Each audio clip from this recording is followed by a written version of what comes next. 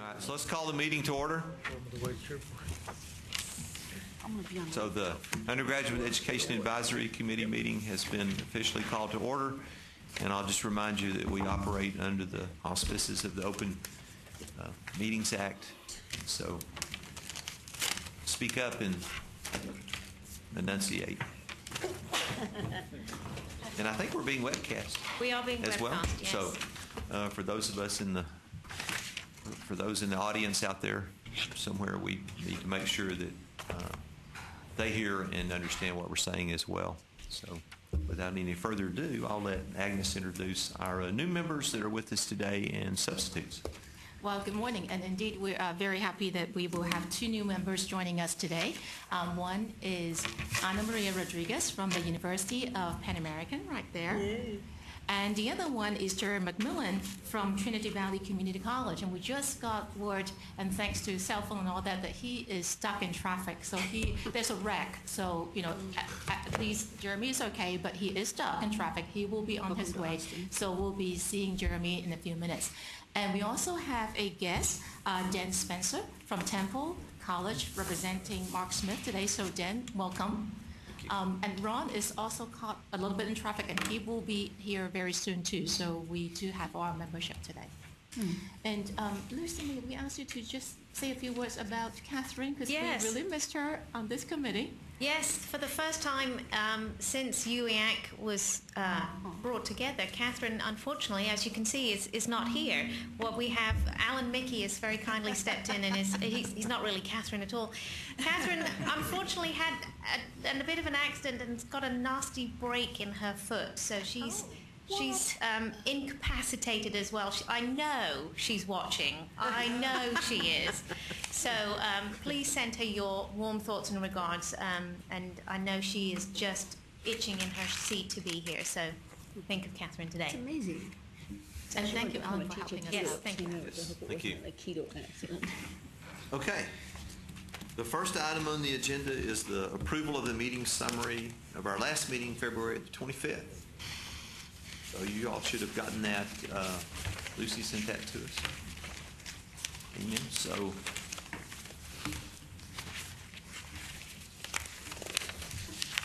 move we approve. Second. Any discussion? All in favor? Aye. Opposed? Abstain? Thank you. And our next item here, we have Dominic Chavez from the Coordinating Board to give us a legislative update. So Dominic, thank you for joining us this morning. Good morning. My name is Dominic Chavez. I'm Senior Director for the Office of External Relations here at the Coordinating Board. I was asked to just kind of give a brief update on some of the legislative stuff that's going on down at the Capitol. We are about, I think, maybe just under 60 days left in the session. We're in the second half. I know that. Sometimes you lose track of days at this point. Just to give you a big overview if you haven't been kind of monitoring it, the budget has been passed out of the House and is now in the Senate. What we're hearing is that the Senate is going to work extraordinarily quickly, if for no other reason that it's not like they haven't been doing any work since it's been in the House, and that's where the budget started this session. They've been working since the beginning. But what their intent is to finish their work as early as middle of next week and actually vote it out of the Senate so that they can go to conference committee, and then that's really where a lot of the work is going to be done to work out the numbers. There is a significant is relative in this budget environment, but there is a difference between the two budgets in terms of dollar amounts. The House budget was a very scaled back, if I could use that term. It's a very scaled back budget. A lot of programs that I know the Coordinating Board operates in terms of programs that pass through and help the institutions were zeroed out, things in college readiness, et cetera. Financial aid overall, the state financial aid programs we administered were reduced by, I believe, about 41%, including the Texas Grant Program, which is our largest financial aid program. And so that's the budget. And I know, of course, the funding for institutions was also reduced compared to last biennium. So that's the budget that's now sitting over in the Senate. The Senate is looking for new types of revenue.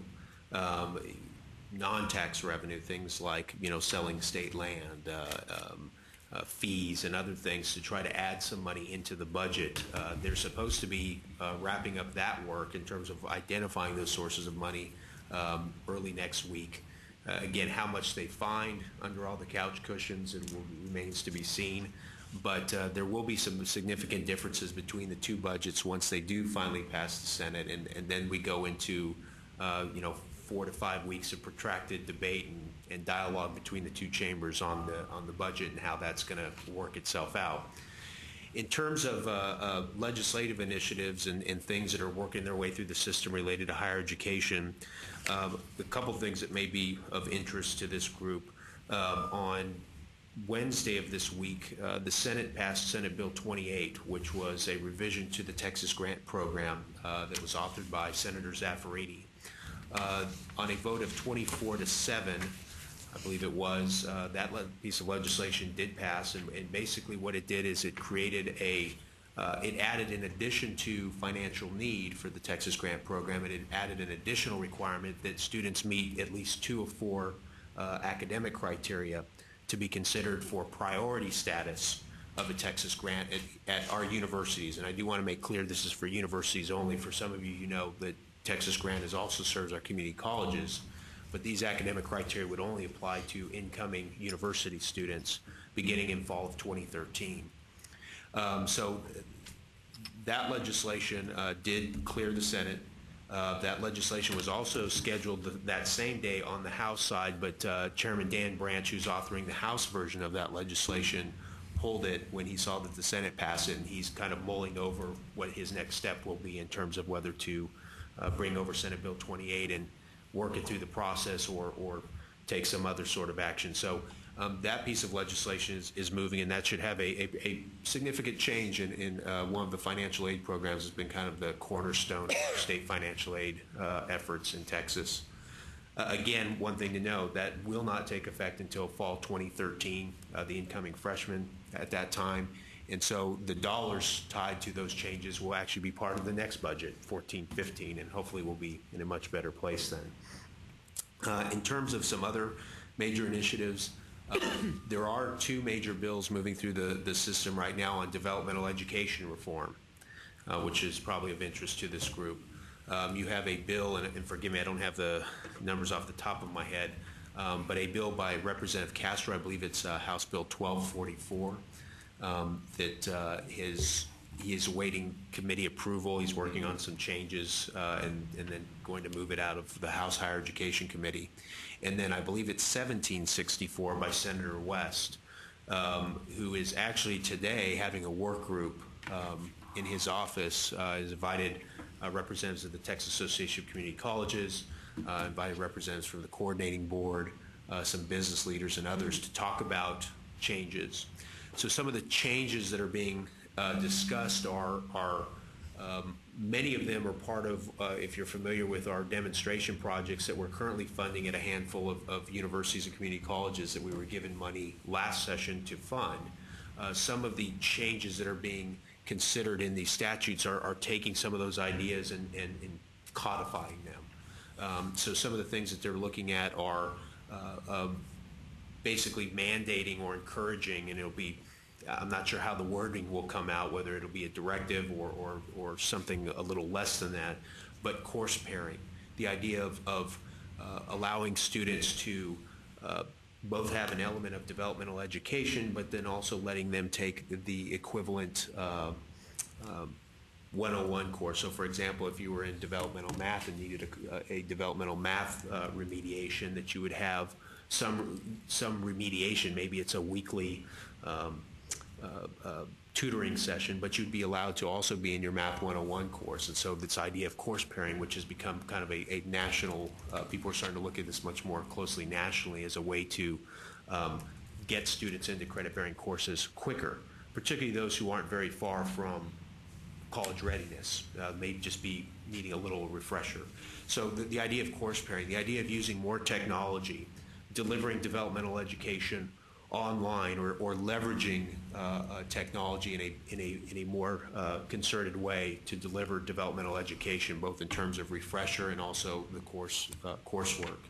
Trying to think, some of the other things is giving the coordinating board the flexibility to identify a single assessment tool for Texas Success Initiative. As you know, we have under our rules the ability, we have a number of different assessments. You have the THEA, the Asset, the AccuPlacer, the Compass. There may be one other that I'm forgetting, but I think those are the ones that are most used. There has been some question is that, you know, each of those exams, as good as they are, there's a little bit of variation in them. There's been some question about, you know, can we develop a single statewide assessment, have a single statewide assessment with a single statewide standard that measures what we exactly want them to measure, but most importantly, that would really embed some diagnostics in it, that not just simply be an assessment, but also be able to identify in a much more concerted fashion that not just are you ready, you know, kind of a 1 or a 0, are you ready or are you not ready, but if you're not ready, how not ready are you? And being able to then use that diagnostic to then do some of the things, as I mentioned before. If you're just this much, you know, away from readiness, well, we can use some course pairing techniques. If you're much more further away from readiness, we've got other things that we can do for you. Instead of kind of a binary system, you're ready, not ready. If you're not ready, you go into 12 hours of remediation. We're trying to rethink that whole system. And so a lot of these different elements are in discussion. Not sure how that's all going to work their way out, but I will tell you it is this particular focus on developmental education is of particular interest. Senator West is very serious about doing something this session, as is Representative Castro, and so I believe there will be some legislation that comes out.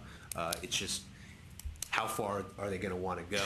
How bold will they want to go? I think is really the question. So some of that's going to be worked out in the next couple weeks or months, but or month or so. But that's one other piece of legislation that's out there. The next is, obviously you're familiar with the coordinating board's recommendation on outcomes-based funding.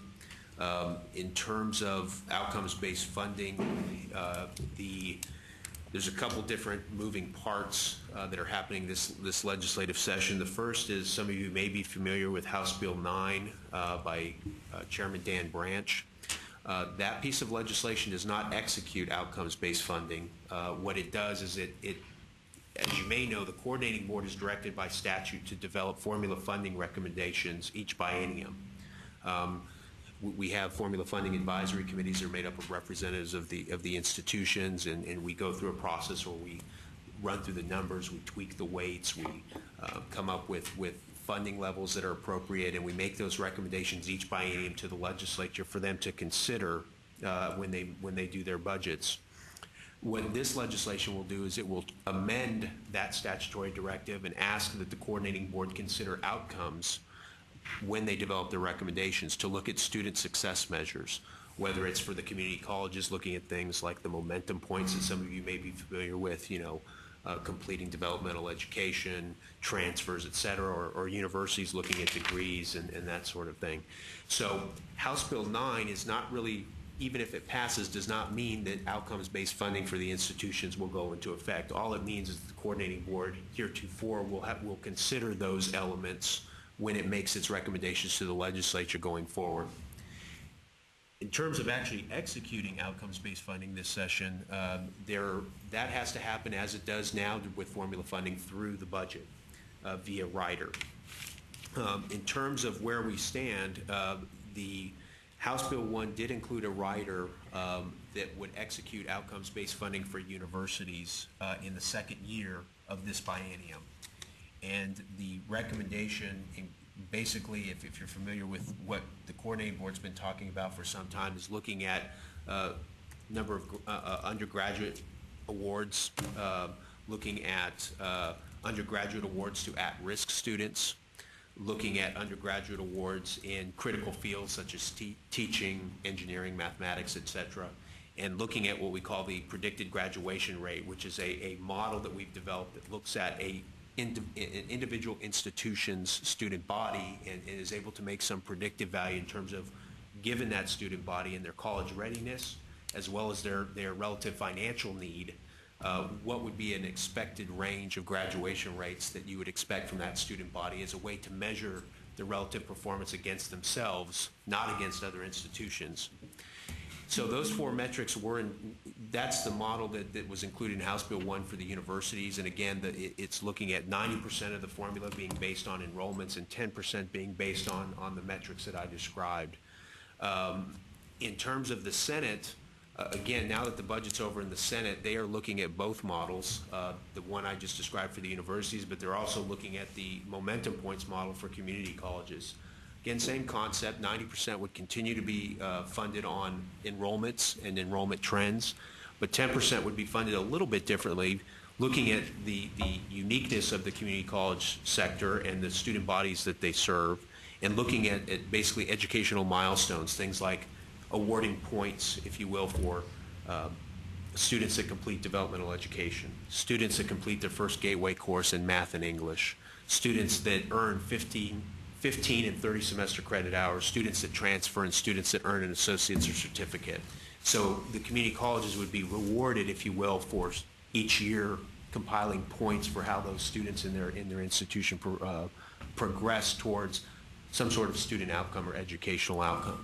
Again, same concept, 90% enrollment, 10% on those. So those are both under discussion in the Senate. We'll see again what comes out of the Senate bill, whether one or both of those or neither of those gets included. But at least we know at this point the university model will be part of the discussion going into conference committee, and whether or not they keep it there, that will be subject of the negotiation process for the budget. And then finally, the last thing I'll highlight that, again, may be of interest is House Bill 3025, which is also being authored by Chairman Dan Branch. And at this point, there is no Senate companion. House Bill 3025 is what we've kind of dubbed internally as the Transfer Compact bill. Throughout the interim, there's always been frustration with the rate of transfer and the ease and availability of transfer, and students losing credit and students not knowing how the process works. It was a keen interest during the interim. It was really a bipartisan interest. I mean, every office down there gets calls one way or another about students who, had some problems with transfer, and so that they're all keenly aware of the issue.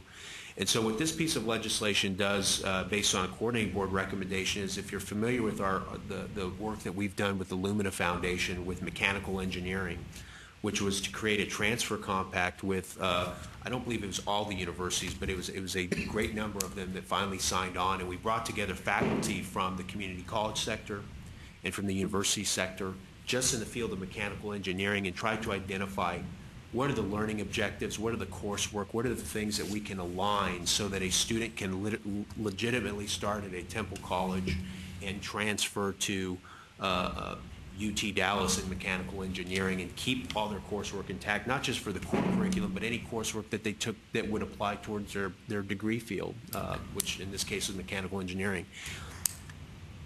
When we started this process, we weren't sure how successful it would be, and I think we were pretty excited in the outcome, because we found a lot of, working again with the faculty, we found a lot of buy-in in the process, and we found a lot of success out of that. Again, not all institutions signed on, but that was fine.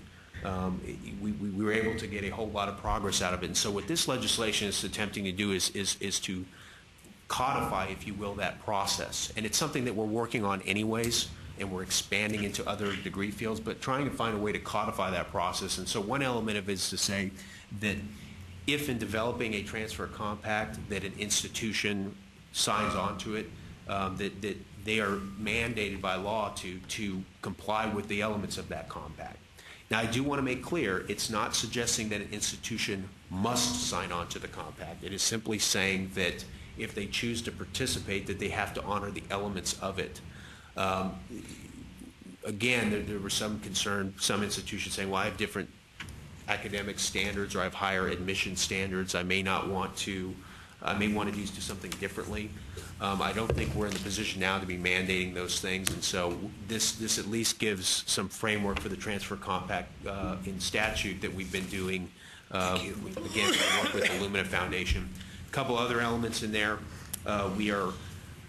The legislation would reduce Right now, there's a cap on undergraduate degrees, 120 hours for baccalaureate degrees. We're doing a very similar thing on the associate side, 60 hours. Now, the difference is we do have an exception in there that if SACS requires or some sort of licensure requires additional coursework, that you have some flexibility. Obviously, we don't want to, if our friends in accounting need, say you need an extra math class or two, we're not going to, create something that you wouldn't have the flexibility to do that. But that's an element that's in there. And one thing that was in there, but there was some pushback from some of the community colleges in particular, was we weren't looking to reduce the core curriculum from 42 to 36. As some of you know, we have a 36 is the core, but there's a 6-hour kind of flexibility that the institutions, I guess we call it the institutional option, that institutions can choose a couple of additional courses to have as part of the core. We were recommending reach that to 36. Some of the institutions were concerned that took away some flexibility, and so I believe that Chairman Branch is going to pull that provision out of the legislation. Again, it was something that we thought would be helpful to the institutions, but we heard otherwise, and so I think that's something we were willing that certainly we didn't want to take away any flexibility that the institutions ought to have. So with that, that's certainly not the full scope of everything that's going on at the legislature, but those are just a couple highlights that I thought might be of interest to this group. And of course, I'm happy to answer any questions either on this or other issues that you've heard that you want some input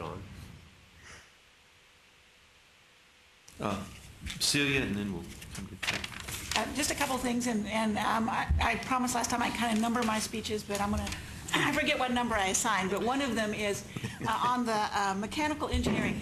Our university participated. We were very pleased to be able to be a part of that. The issue with that is how long it takes to get the entire set of institutions, whoever decides to contribute, to be a part of that, and how quickly we would anticipate that something like, for example, mechanical engineering might see some need for curricular change as that field moves forward. And so my continual sermon is that rather than going through a lockstep articulation agreement, that we need to move towards a statewide degree audit system so that students can go in and find that, so it's out there, so it's real, so that we don't have to, every time a curriculum change, get some kind of agreement statewide to do this thing and this thing and this thing. It actually gives the students the opportunity to do that. And with the added advantage that a student who didn't know where they were going from the beginning could say, where am I now and what takes me forward most quickly, and actually achieve that. So I appreciate the intent, the good intent of that process. I think that it can be achieved in a free market, much more flexible, much more dynamic way if we move towards a statewide degree audit system. And it doesn't constrain in the same way that articulation agreements might the capacity for programs to move forward as the intellectual meat of those programs changes, as we would expect them to. So that's, I don't know, sermon number 1, 2, or 3. I forget which sermon I have on that, but I wanted to bring that forward to you because I think that's would achieve the same ends, but in a way that facilitates the state's capacity to move forward. Because I would hate to see us as a state lock ourselves in the now. As best a now as we can do, because tomorrow is going to be different.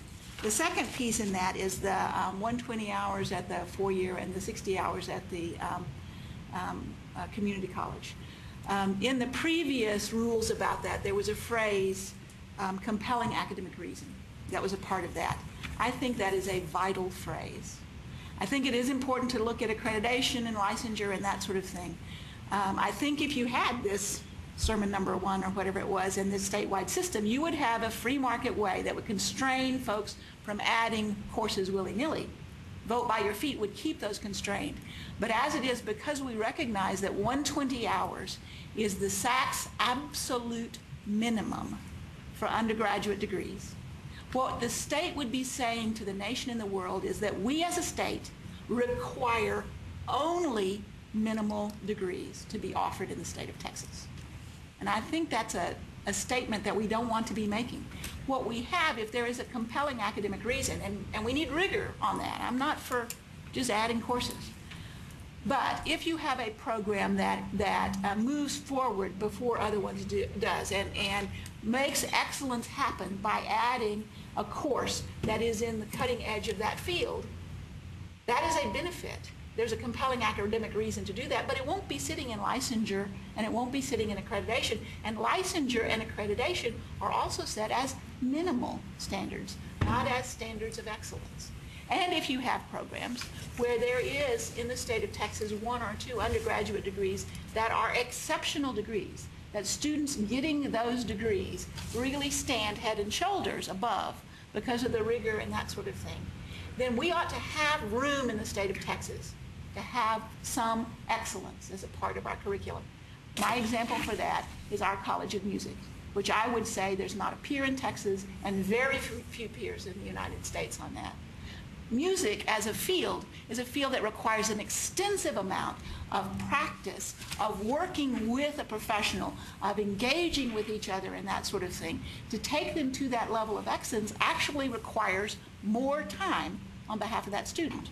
They get an excellent degree out of that. It is worth that for them, but it requires more time, and you pay for that time, and you credit the student with achieving that time through credit hours. And so if you take away the compelling academic reason out of that, you take away the opportunity for excellence in undergraduate degrees in the state of Texas. And I think that's a step backwards rather than a step forward. And I think we contain just the rampant growth of credit hours in a free market frame and in other frames. But I would hate to see us tell the world what the state of Texas offers in undergraduate degrees is bare minimum. Okay. Yeah, I just was a little bit concerned about the policies on developmental ed. First of all, I applaud the idea of saying that having a rigid, say everyone take one class when they may not need the whole class. I think that's great. The thing I was concerned about in some of the wording is an idea that every student must take some classes online. Although I think an online is a great technology, not every student can learn through online. I'm fine with the universities having an X percentage of classes online, but the mandate by an individual student, I think, would be a mistake. So. And that's a good point. I'm glad you brought that up. I think that language is going to be tweaked. I don't think, because I think you're referring to the bill as authored. It Yes. does say shall use or mandates. It is very prescriptive, and that wasn't the intent. And we're working with the author, and I think that language is going to be softened. I think the intent was to encourage, or whatever the proper word is, that we leverage technologies where they make sense, that we leverage them where we can get better results. Because your point's well taken. That wasn't our intent. There are certainly some areas that you would not say, oh, you'll be fine. There's a computer terminal over there. Good luck. Because that's just probably as bad as saying we're going to put you in 18 hours into a system that's not doing very well. So that's a point well taken. We're working with the author to fix that. Thank you. Yep. Okay, any other questions or comments? All right, thank you very much. Thank you very much. Appreciate it.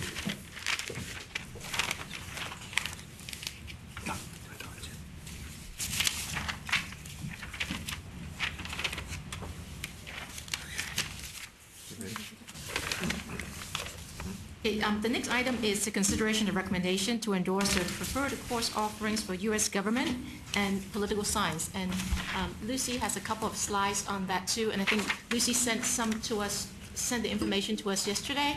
In case you guys have not had a chance to print it out. I do have some copies. If you need one, let me know. Okay, and working on that group was Christopher, Joyce, Ruben, and Rex. So Rex, would you like to start the discussion Yes. and have your members join you? Yes, I'll start this, and then the members of that subcommittee, feel free to jump in wherever you feel like. This is one of those things that, as you'll notice, it really is almost split 50-50 on this in this slide between the way it's offered. And it's true of both four institutions and two-year institutions. There is no clear there's no clear vote for this one way or the other would be one way to put it. And one of the things that I thought was kind of interesting is that on this subcommittee, there were two of us that have taught this sequence before. And David, I think you said you had taught, mostly you taught 2301 and 02. 2305. Mostly that one, and that's the way I've done it. But we've both done it both ways. And the interesting thing to me is that neither one of us could ever figure out that there's any sound instructional reason for doing it one way or the other. And so if someone at the very beginning of all this, many years ago, when the legislative mandate came through, if someone had just tossed a coin then and said the whole state's going to do it one way or the other, we'd all be fine. So what we got into then was some discussion of, well, is there any benefits to actually doing this one way or the other? And what we tried to do in this little, the rationale behind this is try to outline what meager rationale there is for doing this one way as opposed to the other way. And in the end, for native Texas students, ultimately it doesn't really matter which one we pick, because over time, if we get, if every institution adopts one sequence, whichever one it might be, then within a few years, most students will be in that pipeline, and it really won't matter much. And again, instructionally, it doesn't matter which one we pick. But ultimately, it appears that the 2305 and 2306 sequence is the one that best serves out-of-state students and students coming from private institutions. And if you look around the country, it's widely required and certainly almost universally offered an American government course. And so students coming into Texas and students from private institutions often have the 3 hours of U.S. government. And what they need then is that legislatively, they need the Texas Constitution piece of it. And if we use the 2301, 2302 sequence, then they will wind up taking 2301 again, which means they'll repeat everything, or not everything, but a lot of what they've already taken in American government and get a little bit of Texas. And so, but if they take 2306, then they get the Texas Constitution piece of it, but they also get a little bit more about Texas state and local government.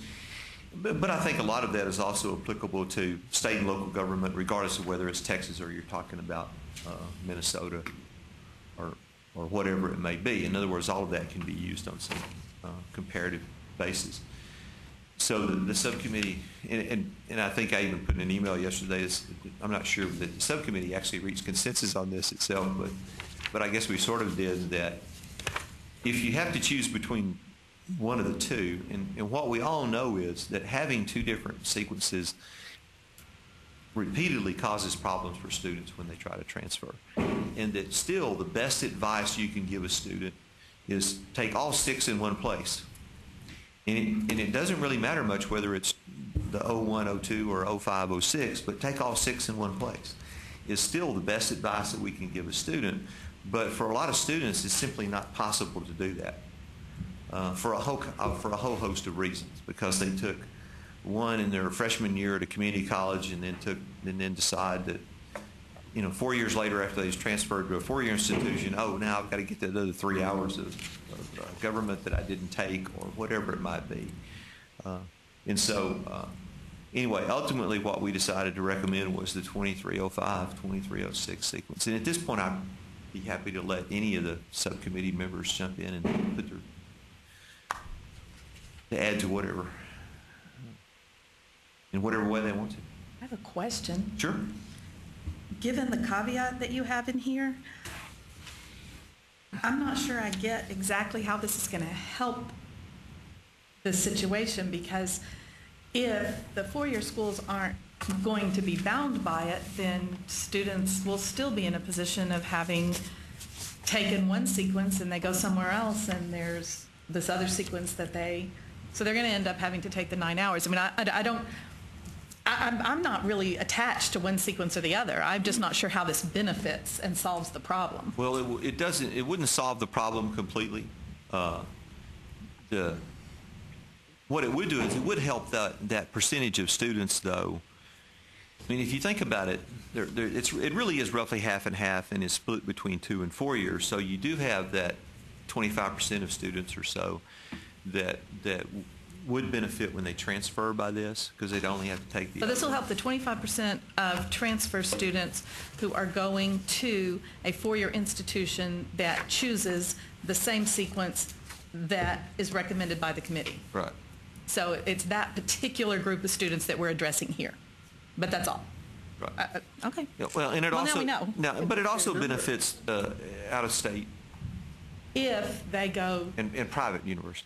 if they go straight into that, if they go to a two-year school first, if they come from out of state, go to a two-year school first, then they become part of that 25% again. Right. Okay. And Danny, Which is probably less likely, by the way. I'll speak to it from a four-year institution that has a lot of transfer students. We currently teach the the one that the committee is not recommending. But I've had conversations with our political science folks. They understand the problem because we do serve a lot of transfer students, and they face that problem. And presuming that there is a phase-in period that they can adjust to, which is their big concern right now, is how do we make this transition and make it possible? I feel certain that if we knew there was a one we could do that would facilitate transfer students, we as a four-year institution would adopt the one that is most facilitative to those students. And I think you would see that across many institutions. So I think even as it sits right now, there is a significant advantage to the state saying, this is what you'll see coming out of community colleges. If you align with this, you'll help your students. And I think what you'll find among most of the other institutions is there is good intent, I think, on this, but we've got to get off the dime on not having a decision. Yeah, and I think that's true. Dick, and then Jeannie. You know, we also have the alternate path. But the concern we've had is that if we could just get our department, which I've not been successful with yet, to have a one-hour course on the Texas component, that would be the best solution. Because if you have someone coming in from out of state and they don't have that 3-hour class, now you're talking about them taking an extra 3 hours to get their degree. And when actually what they need is just a 1-hour course sequence. Well, you know, that option has been in the ACGM for more than 5 years now, and it has only been exercised by, as far as I know, by only one institution in the state of Texas has ever offered it, and even then it wasn't subscribed to much. So I mean, I agree with you, but I think that's an option we've tried and that hasn't worked. And maybe all other departments are. I mean, I think I sort of ran into the same thing, because when I was in Austin, I tried to encourage our government department to offer that, and couldn't get anybody really interested in it. So, Jeannie. I guess my question then would be, if we think it would be advantageous for the student, is why we would make a recommendation that all schools go to that. Well, we can make that recommendation, but the ACGM does not apply to all schools. Right. And that's the only reason I put that caveat, just as a kind of a reminder to people that since the ACGM does not apply to all schools. Now, the other way to tackle this would be through the core curriculum itself, and to establish 2305 and 2306 as the only acceptable sequence within the core curriculum. And we can make that recommendation as a part of the revision of the core. But I also agree with Cecilia that I think that ultimately what would happen is that most four-year institutions would, and it might take a period of time, and it might be instructive to hear what other four-year institutions here think about this, but it seems to me that most of them would go with that recommended sequence then, because it does ease transfer. And I don't think that any of them, as a general rule, necessarily throw up roadblocks to transfer just to be doing it. And so, and this would be one of those cases where that's exactly what they would be doing it, since you can't, I don't think you could really make any good instructional argument for one sequence over the other sequence. I mean, and you can in some, and there are courses where you can make that argument, and sometimes it's actually a pretty good one, but I don't think you can do it in this case. So, Dick. The only argument I hear from our folks is that If you combine both of those like we do into the first class, that gives them a lot more flexibility, gives students a lot more choice in taking a second government class. And that diversity is sometimes in the student's interest rather than having these two huge blocks of classes. But, you know. That's true. Yeah.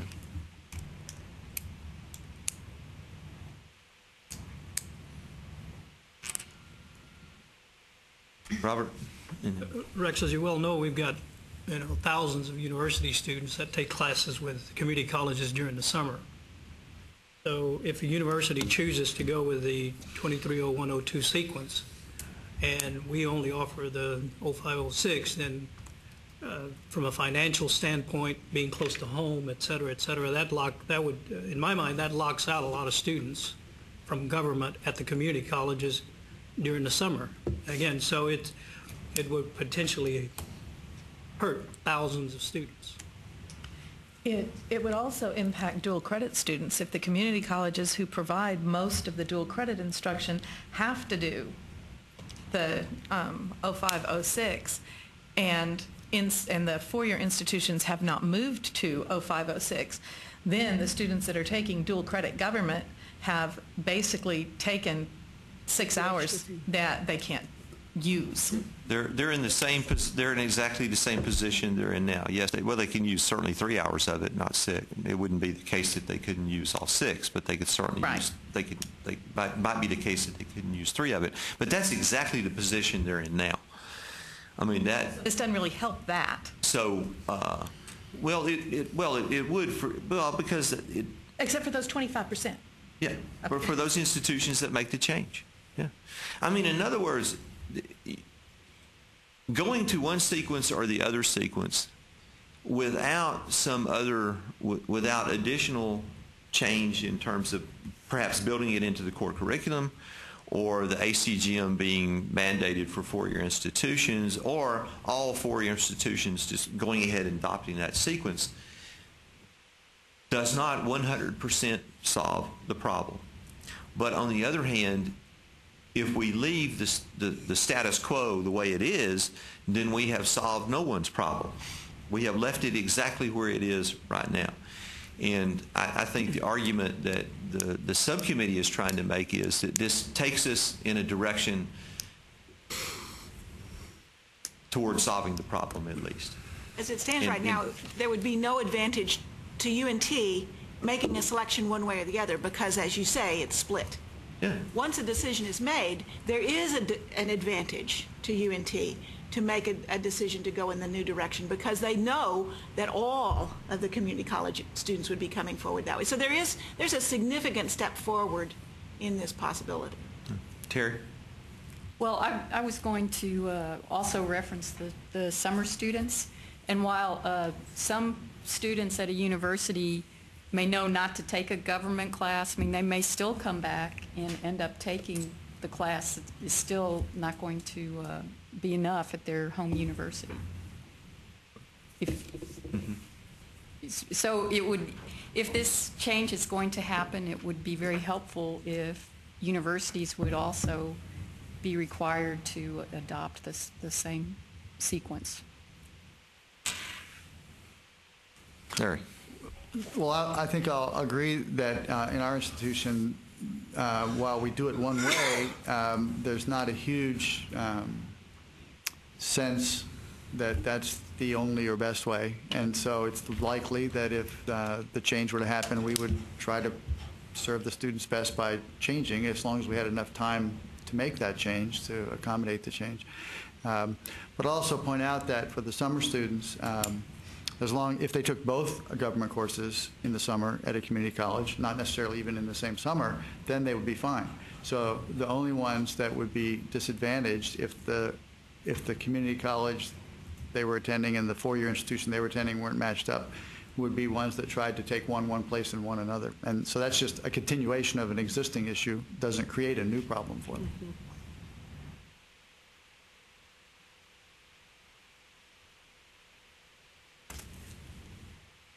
My sense is, too, that the four-year institutions, I've talked to the folks at my institution in political science, and because when we were discussing this issue, I said, well, one of the might be a recommendation to change to the other system, which would be in this case, the other system would be the 2301, 2302 system.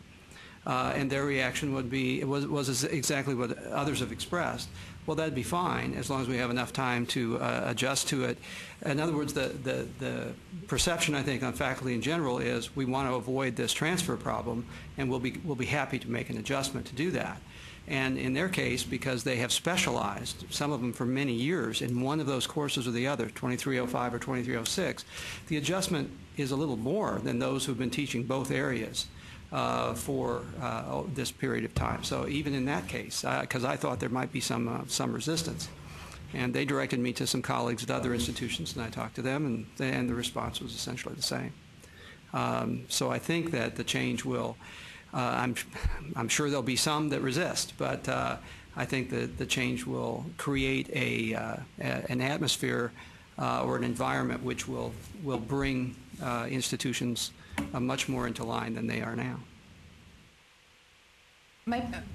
Maybe then the motion should just include that what we have here, and then that the four-year universities be recommended to them to make that change to enhance transferability or the transfer. Just a recommendation so that they at least see it and don't miss this conversation. Yeah. Robert?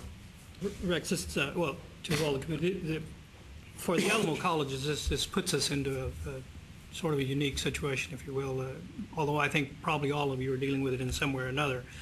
Our board and many others are recommending that we establish clearer pathways for graduation for our students, for completion, and so on. So on one hand, doing this would really serve us, that we would have one sequence of courses, and that would help. But on the other hand, as I said, it would disadvantage a lot of other students. In terms of a friendly amendment to the motion, which hasn't been made yet, I mean, I would simply say at the end it says single sequence of Government 2301, Government 2302 on the recommendation be deleted by all public community colleges and universities. That would be clear pathways for all of us. Well, okay. I mean, we could put that language in there, but keep in mind that we were charged with making a recommendation to the Academic Course Guide Manual Committee. And so the recommendation is from us would be to what to do with the government courses that exist in the Academic Course Guide Manual. And so in effect, all we can really do, and all they can really do, is decide on one sequence or the other sequence. Does that prohibit this committee from making a recommendation?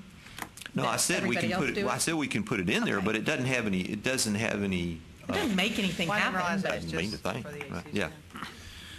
Because our recommendation is to the Academic Course Guide Manual Committee on what they should do about the sequence of courses. And the Academic Course Guide Manual, as is currently used, only applies to two-year institutions. Now, I do agree that I think what would happen is, and as David and others have said, is that the four-year institutions would then, given time, would follow suit. And, you know, in the way the ACGM works, unless it's changed since my tenure on there, is if they pass this at their next meeting, the earliest that the change would take effect would be fall of, 2012, I guess, would probably be the very earliest, but the committee itself could certainly stipulate that it not, and we might want to say that, and our recommendation could be that, and that the change not be implemented until fall of 2013, for example. Perhaps to align with core curriculum changes, it'd be a package. Yeah, which would give, I mean, and if that, you know, hopefully that would give everybody enough time to make sure. And because I agree, I think that would be the biggest obstacle of that would be. And David is right. For if you've been teaching the 2305, 2306 sequence, then it is true a lot of faculty tend to kind of specialize in one or the other. I probably taught a whole lot more 2306 than I ever did 2305 because I was more interested in it than the other. And so, going the other way would be much more, in some ways, would be much more difficult because if you've been doing the 2301, 2302 sequence, then unless you've sort of specialized in 2302, you've been doing a lot of this already, but which is also true some people have. So there are going to be some changes that folks will need to make in their syllabus and the approach that they take to teaching and that kind of thing. So I have no objection at all to then also including in the recommendation to say that it be effective in fall of 2013 or whatever y'all might think is appropriate. I'm just throwing that year out for discussion. So. Well, I'll just point out that our catalog runs on a 2-year cycle that's on even years, so something that would happen in 13 would be tough for us to implement, but as long as, there would be an earliest start date, but still something that we would be able to work with, that we would probably start in 14. Yeah, that's a good point. And a lot of institutions are going to 2-year cycles, so if they're on an odd year cycle, then it'd be great, but if they're on an even, then it poses a problem for them. And that could be recognized as well. Good point. Rex, what are the pitfalls of putting that as a recommendation for the core and not including the other sequence in the core? I mean, certainly the ACGM has some authority over community colleges, but the core does have authority over all institutions. And you put a time horizon out there far enough that institutions can make the transition. And then we do all the things that we're talking about in terms of ensuring pathways for students to be successful quickly. Celia? I would encourage us to do this and then consider that as well. There's no reason that this would stand in opposition to what you're suggesting. And this would have the capacity to be implemented more simply and more quickly than the other. I think if we went to the additional recommendation, this would not stand in opposition to what you're suggesting. So I'm thinking rather than set this aside, it makes some sense to move forward and then consider your suggestion as well later on. My feeling would be we would move forward on that as quickly as possible then. Okay. If there are stipulations in terms of posting it for comment and so on, but we should move quickly and move at the same time as all institutions. Whichever way we go, we're going the route that our institution doesn't exercise at this moment, but again, no big change there for us to make the switch. Okay. Yeah, and I agree with that we probably ought to do both. Yes. Dick, you had a comment, Joshua, or? Well, I agree with Lawrence. For us to put a new class in, to go through our curriculum committees and then make the recommendations, it's not going to be a quick thing for us to put in there. Plus, I'm not opposed to this, but I'm just concerned about the attitudes most people are having of our general education becoming so restrictive to just few classes. And this would fly right in the face of that. That would just, some of the other changes we're trying to do, my guess is, there could be some fallout from that. I'd much rather see it be voluntary rather than using a sledgehammer saying this will be what we do. And I think it would be done voluntarily, but, Yeah, as far as a core requirement goes. Yeah, there are some additional considerations when you talk about are there advanced hours that could be applied and those sorts of things that are not part of the discussion we've had and probably need to be considered as we move forward. Jeremy? My comment to that is we have the same processes at our institutions and we would be going through that same process. So what's good for us through the ACGM ought to be good for all institutions in Texas. And this benefits students. Obviously, the move is a good move in the right direction, but we ought to realize that everybody's going through those same processes and put us on the same pathway to getting there.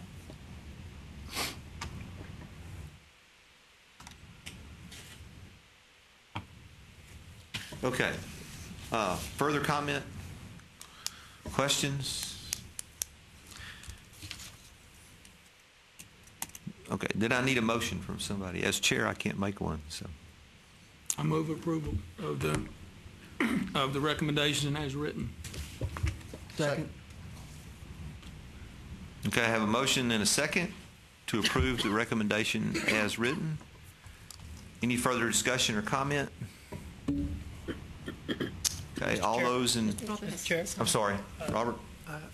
final comment is I don't think this would be good for our students. Not only, and I'm not talking about community college students, I'm talking about university and community college students. Could Jeremy? we amend that to be that we would include a discussion for recommendation about the core of these classes being included in the core in that sequence at our next meeting?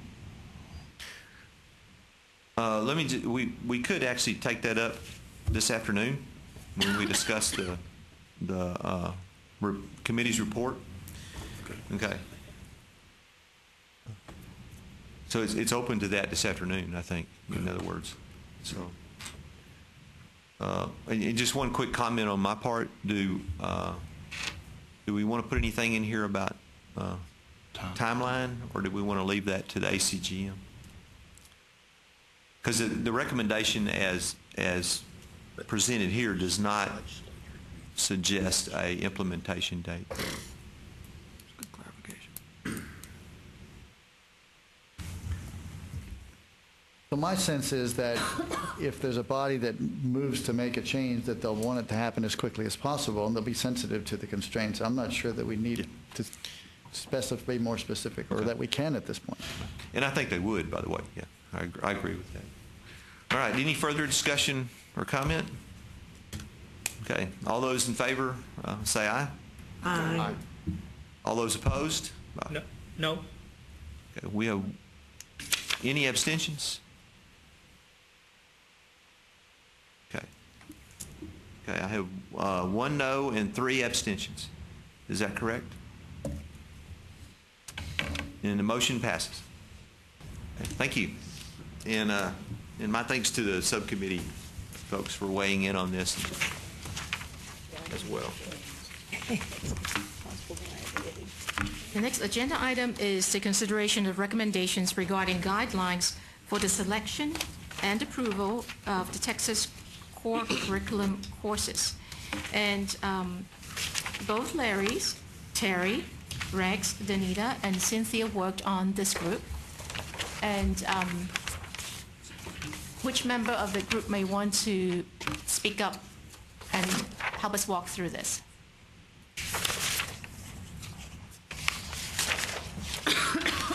Looks like Danita and, Danny and Rex are maybe chatting on that. Rex, would you be presenting this one too? I suppose so. Okay. It's the right one. Okay, the subcommittee was charged with trying to look at some kind of guidelines for the course approval process, and this is in terms of what it is that institutions would send to the coordinating board in requesting a core. And to just back up a little bit here for new members, it's long been discussed that if the revisions that are being proposed to the core curriculum are then approved by the coordinating board, that institutions would then be required, if you will, then to submit to the coordinating board a new core curriculum. Now, granted, it may look an awful lot like the old core curriculum in a lot of ways, but they would be required to submit a new core curriculum. And so one of the issues that was discussed in the committee and then the coordinating board asked the committee for some guidance on is, well, how do you get courses into the core? How do they get approved by the coordinating board to be a part of an institution's core curriculum? And what you have in front of you is the recommendations from the subcommittee. And, I would like to thank the members of the subcommittee on this one. There was a lot of discussion about this, and a lot of discussion about the notion of how prescriptive do we want to be versus, kind of how much flexibility do we want to give institutions, while at the same time trying to make sure that the objectives that we've sort of set for ourselves in terms of the core revision are met. In ensuring that courses that are in the core really do address the core objectives, that they meet the component area definitions, and so forth. And so this is the idea that you have in front of us. And Also, the committee itself at the last meeting had given some suggestions and some comments about what ought to be included in this, and so there are 3 basic pieces to this, and I'll just go through each one of them, or I guess we can go through each one of them one by one. And part of it is that the institution should be required to submit to the coordinating board, along with the list of courses that they want to have in the core, but they also delineate the approval structure that they had for this.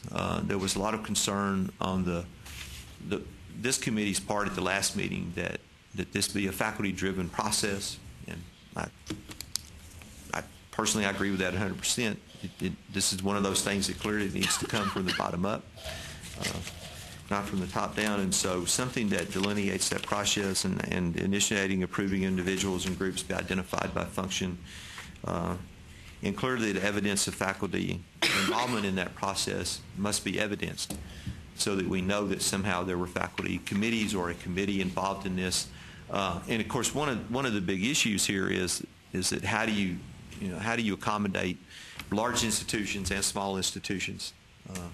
And I think that Larry has talked before about the process that's used at UT Austin for this, which I think is a very good process, and it works really well for UT Austin. But as one of the other committee members pointed out, that same process doesn't really work very well at her institution because it's a whole lot smaller than UT Austin is. So how do you balance those two, but at the same time trying to make sure that it's a faculty-driven process at the same time?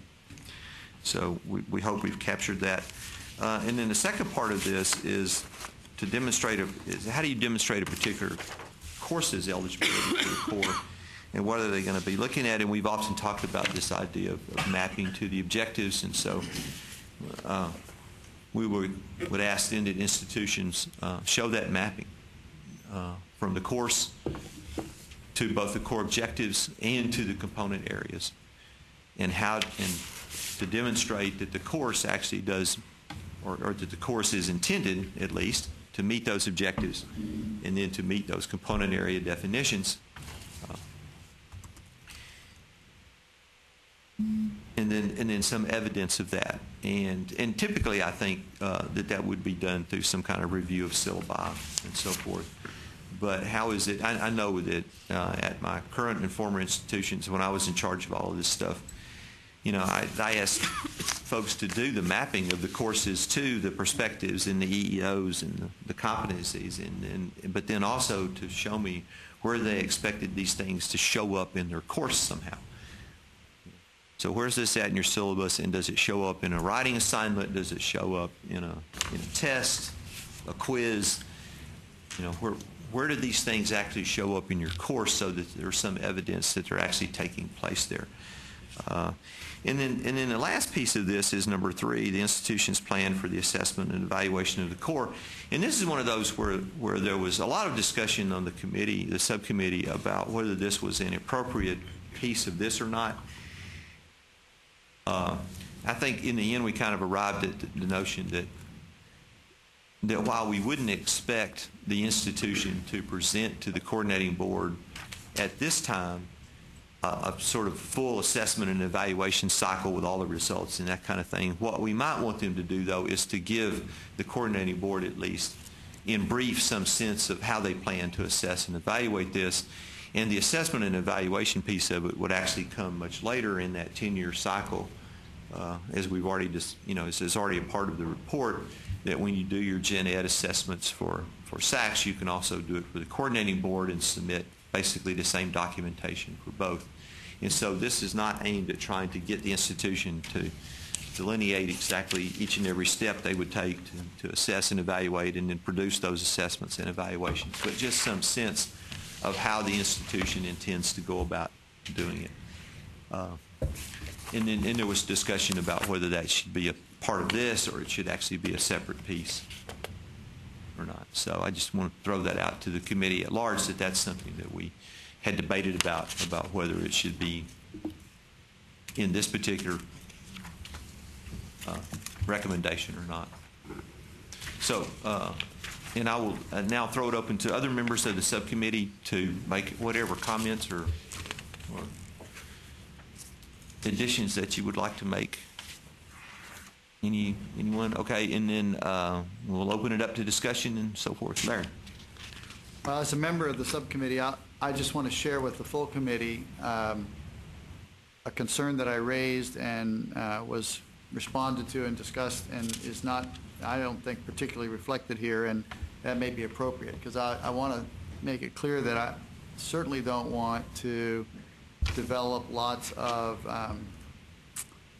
paperwork or red tape, or however you want to think about the process of implementing these recommendations. But the recommendation as it stands now from the committee basically says that the institution has to report the process by which courses are reviewed and approved as being as meeting the requirements that define courses in the core, and then that they'll map them to the core objectives and component areas, which in my mind is almost nothing. I mean, that's what we do now, is we say these are the courses in the component areas.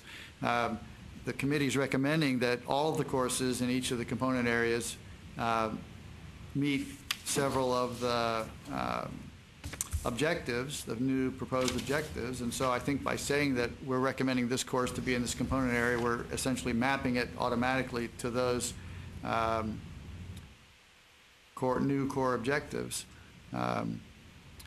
The piece that's not clear, and I speak now from the experience we've had of trying to implement something like this in our general curriculum, is what does that mean? So if we say that all the courses in the mathematics area have to have communication, does that mean that there will be a lecture on communication, that that we will grade part of the student's performance based on communication? That the instructor will have any guidelines as to what that means? Our guidelines defining the communication skills objectives say this includes effective written, oral, and visual communication.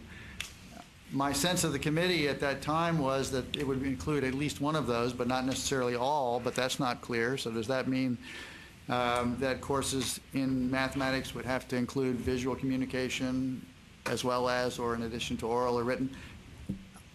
If we go with this, it seems to me that we're not really having any sense that across the state these core courses will provide students with experiences in critical thinking, communication skills, and so on that are at all common. And so I guess the part of me that lives in the administrative office is saying, great, no problem. We'll put some words on paper. But the part of me that cares about what really goes on in classrooms says we haven't really done the full job if we haven't said to meet the critical thinking objective or to meet the communication objective, here's what a course has to do. Maybe not everything it has to do, but some of the things it has to do, some of the student experiences that might be included or could be included, but without specifying that, we're generating a lot of paper and I don't think making much change in the courses.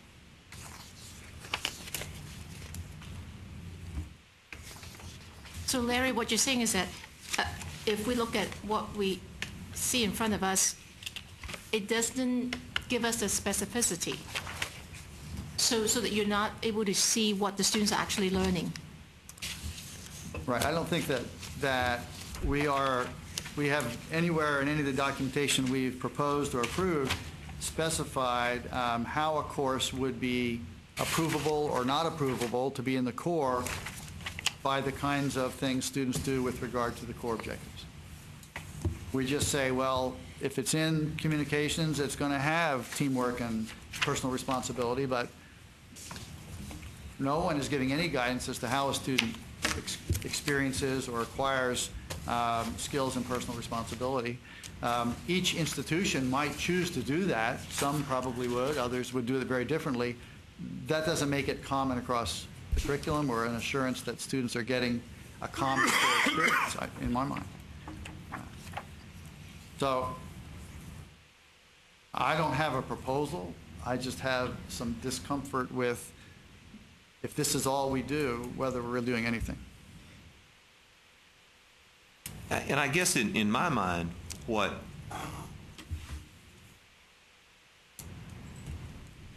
maybe I don't have anything in my mind. Well, Jeannie has a Go ahead, Jeannie, and I'll come back to I have this. a little in my mind when I'm at. Well, I thought it was more, I mean, when we went through the process on our campus, that they would have to, more or less, and this is what I was imagining, that the people wanting their course in the Corps would have to come with a rationale and a developed course to show within their syllabus and within their class and program what they were going to do, just like you said, outcomes, and then you're going to have to verify and justify those and assess them. Not, I don't know how we'd everybody do the same level or the same thing. So, I mean, that's what I was imagining the way it would be set up, that we would have to, and we would have to show the coordinating board our plan to justify and show, not just put it in a graph, not just place the words in there, which is, we have done in the past, and it hasn't accomplished much. But we would literally have to show and set outcomes and show how we would have reached those objectives. That's just what I was thinking. Yeah, and I think what,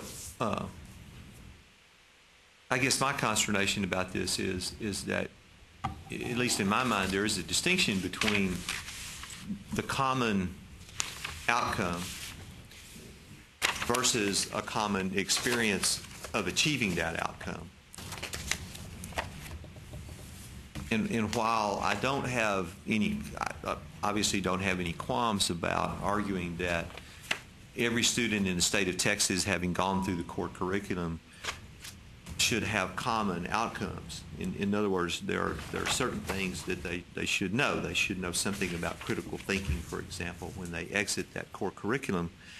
I do have some qualms about then saying to institutions, and this is the experience that they must have to get there. And so I think that's a distinction in my mind that I'm not sure that we're not trying to collapse, perhaps. Did you write all this down? Larry and then Jenna. My question is, could 2C be reworded, enhanced in some way in order to provide a more acceptable statement about what needs to be provided? For example, institutions might need to provide clear justification or something, or student learning outcomes for the course have to be provided that clearly connect to those objectives. Maybe some wording in that might be able to tweak that statement to make it a little stronger. Larry, what do you think? Well, I think that's going in the right direction. What's never clear to me with regard to this is, does this 2C suggest that when we send core lists to the coordinating board, do we attach all the syllabi and all of the documentation that addresses the core objectives? Or do we send a statement that says, these are the things we looked at and we've agreed that all these courses meet them? But it does seem to me that most institutions trying to do this will try to come up with some guidelines. They will ask faculty or departments to say these will be the elements in the course. And I guess I was thinking that it would be nice if the coordinating board guidelines that made that requirement gave a list of kinds of things that would be suggested. Because if you just go to faculty members and say, okay, now suddenly your course is going to have social and personal responsibility, tell us how you're going to do it, they're going to say, well, give me an example. Or, within what bounds?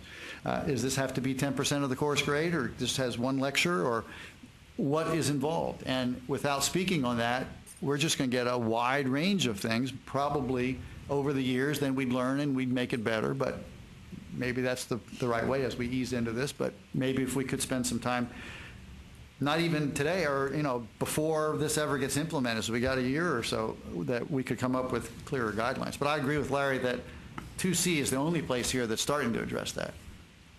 And it's just not clear whether 2C means that we have to submit all of this to the coordinating board or just evidence that we did it. Jenna, and then Celia and Joyce. I agree with a couple of the things said, particularly what Rex was talking about, and I think as a member of the subgroup too, kind of going through, I think that I think the idea of the common experience is going too far. I think the common outcome is what the ultimate goal is. And I completely agree with what you're saying needs to happen. I guess where I'm unclear is where. Is that really something that the coordinating board can judge on, for every institution, or is that something where there's just integrity in our processes? When we report a process and we report the membership, can we be responsible for the integrity on our campus to make sure it's actually happening? And so I think that's kind of the fine line that we continue to tread, and possibly learning outcomes might be a way to get close to it, so that, and we had talked about that maybe November or maybe even last summer, the idea of maybe developing some learning outcomes with examples of what those might be for the component areas, and maybe some experiences that campuses might elect to adopt, and that at least provides some guidance but without mandates. So might be something that we could take up at another meeting. Celia?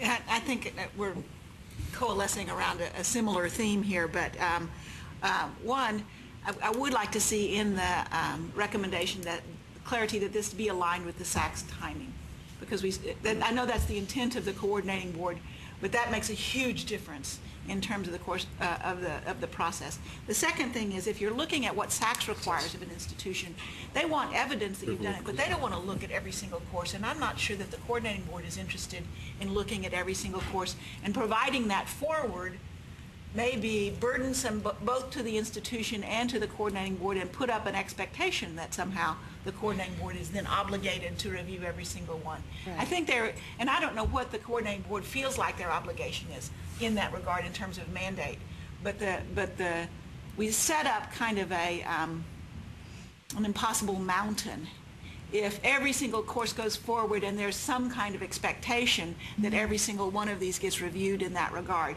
I think there is an expectation that when called upon, evidence can be provided, even specific courses could be asked for, or whatever else, so that there's appropriate evidence of oversight.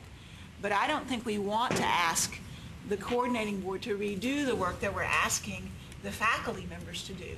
I think also your example, and I think if we move towards a best practice model, or in behaviorist terms, a behaviorally anchored scale, where you say, here's what we're trying to achieve. It can be achieved, for example, in this way, or this way, or this way, or this way, gives the faculty members some rich kinds of things to draw from, but allows the faculty member the integrity and the creativity that, and I'll go to sermon number 3 or whichever one it is of mine, but in the end of the day, it is the faculty member in the classroom with the student actively engaged that actually takes that student towards knowledge. And the more we kind of try to mandate that and leave the faculty member without the sense of creative, active engagement, the more we shoot ourselves in the foot in this process. And I don't think we're intending to do that. I think we're intending to make sure that we have some clear outcomes delineated, that students in the state of Texas come out of their undergraduate experience with a real expectation of what they may be able to learn, and then allow the institutions and the faculty members within those institutions to creatively engage to make it happen. And I think that's what we're all, coordinating board and everybody else, is trying to establish. So I think we can find our way through the sorts of things you're suggesting, to a way to achieve that end without overburdening the process, either on the behalf of the institutions or the coordinating board itself. Right. And I would have absolutely no objection to including in this, at some point in time, a list of those possibilities of how this might be done. I mean, at my own institutions, I would give them a long, I'd give them this laundry list of stuff. Okay, here's where it can show up. But if a discipline came back to me and said, oh, well, we want to do that in so-and-so, and it wasn't on the list, and I'd say, oh, okay, good, that's great. I'll add it to my list. And I think that same kind of approach to the institutions is quite feasible, because I also agree with Larry, as much, and I don't mean this in any offensive way at all, but as much as faculty, and then I was one myself who always fiercely argued for autonomy and independence. There were times when I also said, okay, well, tell me what you want me to do then, or at least give me some guidance. And I have absolutely no issue at all with fleshing this out then and providing that kind of guidance that they want. So, Larry.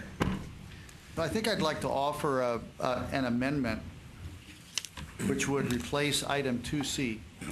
And the part of this, because again, it's not clear to me whether 2C, as it's currently written, requires us to submit syllabi for all the courses in the core that we're turning in or not. And I hate the fact that it might, as well as additional documentation about student learning outcomes, which may or may not be in the syllabus.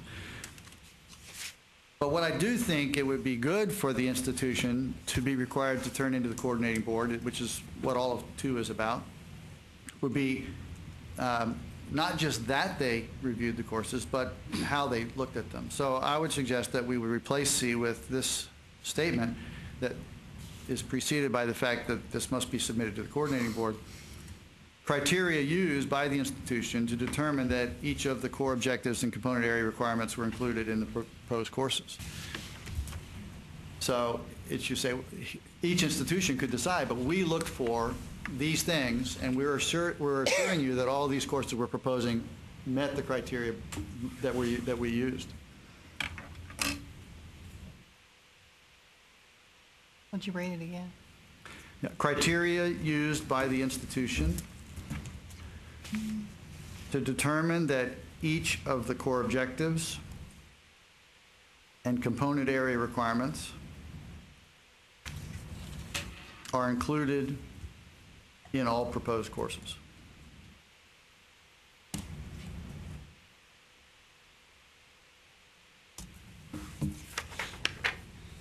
And Joyce, I apologize. No, for overlooking. that's fine. So go ahead. I just wanted to echo Celia's concerns also, and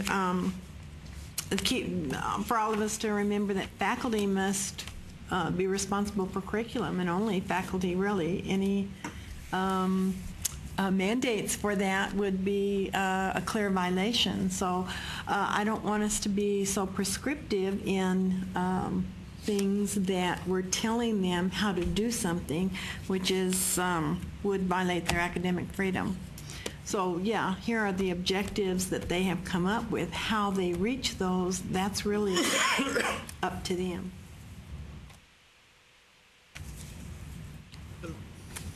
Lauren? Yes. I have a couple questions about item 3. One of those questions has to do with the difference between assessment and evaluation. It says assessment and evaluation like they might not be exactly the same thing, and I just want to understand what that expectation is. Well, and that's really, in a lot of ways, that just reflects my own take on this. And part of that is my background at an institution that assessed things endlessly and never got around to evaluating almost any of it, because we got so busy assessing that we rarely ever evaluated it. And I understand that oftentimes when people use the term assessment, they include the evaluation of that assessment in it. But I've seen it treated as 2 entirely different pieces, and I still see it treated that way quite often. I mean, institutional effectiveness processes oftentimes result in a lot of assessment, but not always the evaluation of that assessment that needs to take place. And so it's just my own bias about the terminology itself is all that really reflects. But I mean, we can word it any way you want to. I don't really care. Well, I was trying to think about the consistency of this recommendation with what we've already accepted in terms of the assessment piece and what is currently appearing in the draft report. And in those documents, we clarify that reflective piece in assessment already. So I was afraid there'd be some people confused by what it means to do those 2 things when we clarified it elsewhere. Yeah. And so we could just say the institution's plan for the assessment of the core is fine with me. I don't know. The other point I would like to make about item 3, which says the institution's plan for the assessment and evaluation of the core, is that if we go and look at what we've already adopted related to assessment and what also is currently appearing in the core report, we're very careful to say that we are assessing core objectives. And we say that throughout the document, and then we are not saying it here. So I'm afraid there'll be some inconsistencies if we don't clarify that. So I am hoping that, and I am a consultant here, I don't get to make recommendations, but it would certainly be clarifying for me if we said the institution's plan for the assessment of the core objectives. Do we have a motion on the floor, Rex? No, we don't. Could I make that motion to approve this? Yes. Second. Which then under Robert's rules actually allows for discussion. And amendments too, but Sure. I don't know if are we going to vote on each of these recommendations to amend the motion now, or Larry had one and Lorraine has one? Well, you've made a motion which includes the amendment to 2C.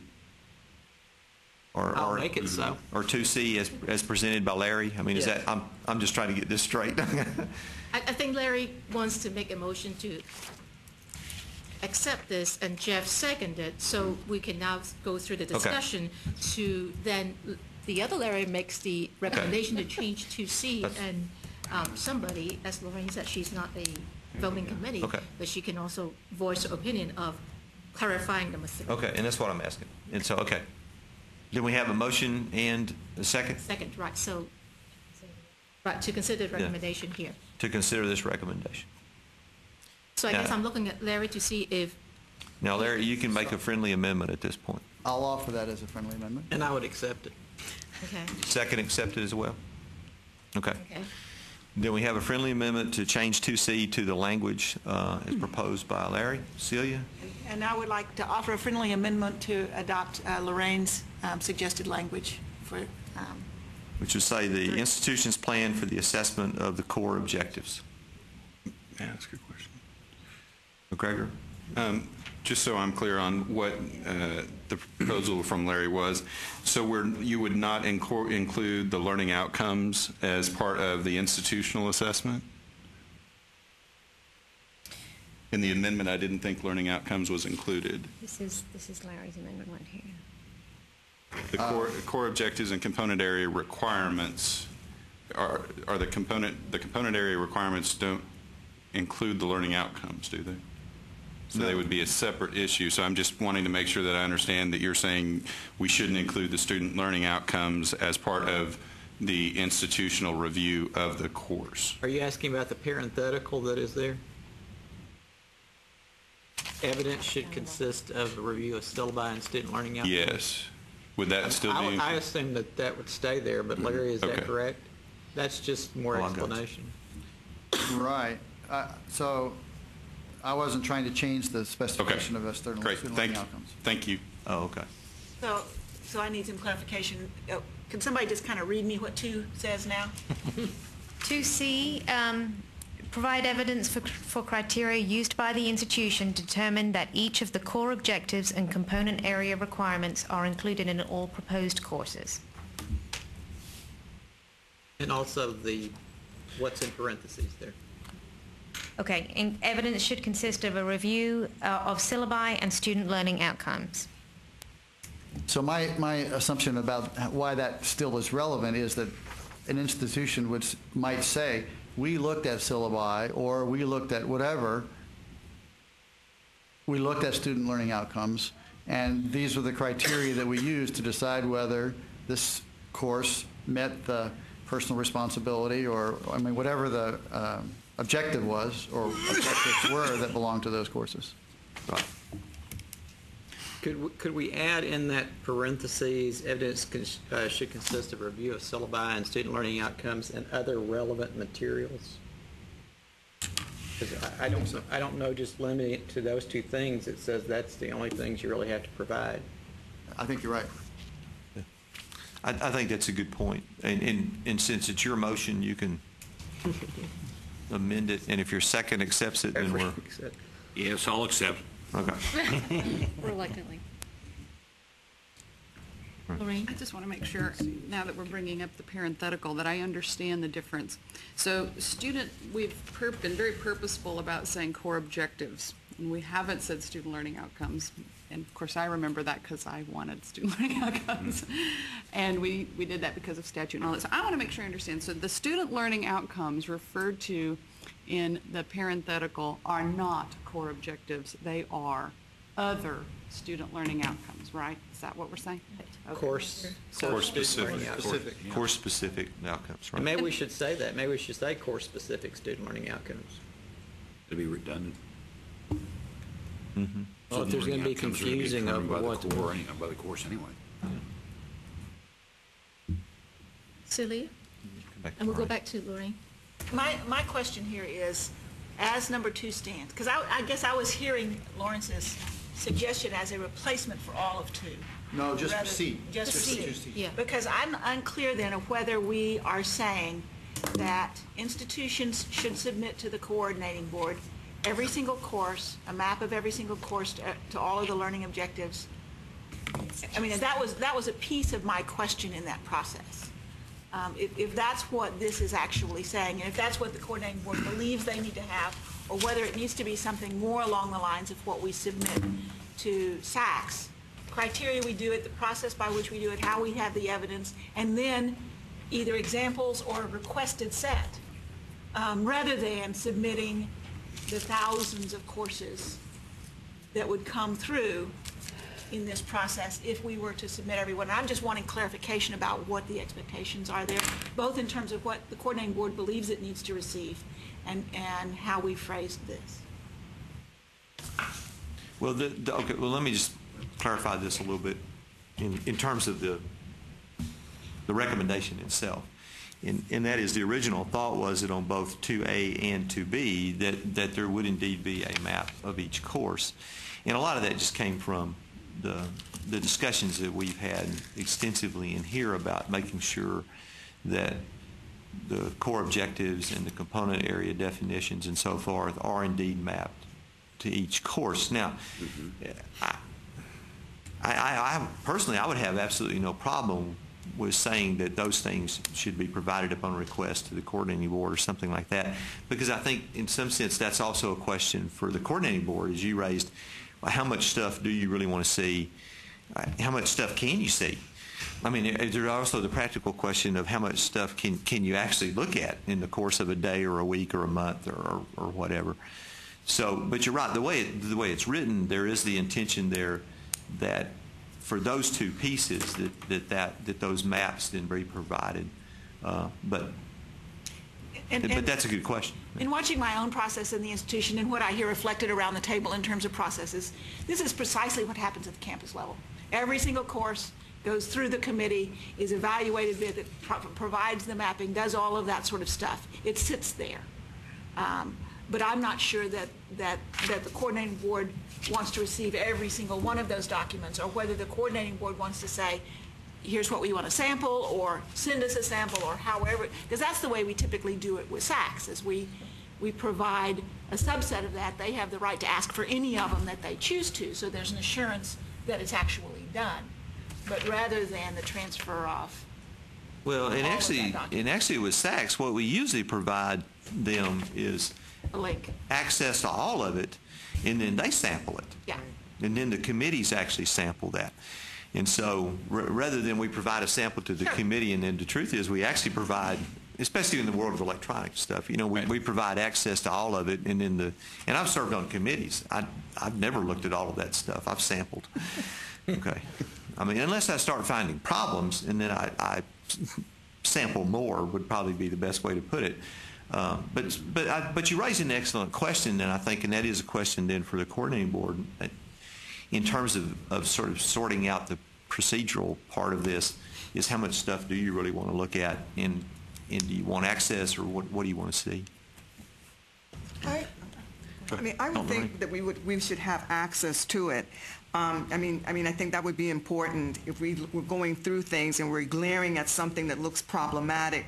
I think we'd like the opportunity to just have access to it, to verify, or to make sure that it's in line with what you said that you were going to do. And I mean, I think if that makes it easier in terms of the review of the syllabi has got to contain the learning outcomes as well. So, I mean, if all of that is going to be on the website anyway, allowing us to have access to it certainly makes all the difference as far as I'm concerned. I mean, that's all I think we would be looking for is access to it in a cohesive fashion and being able to go through it easily. I think if we're talking about the course eligibility, we're going to have a period of time where we're going through and reviewing the new core curriculum and how it applies to each of the individual courses that are put forward to be included in the core curriculum. And so I think some of that is going to require us to have access at that level. Back to Lorraine, and then Dick, and Dan. I did want to ask another question related to item 2A. And I just perhaps need to better understand the rationale of the subcommittee with use of the word voluntary.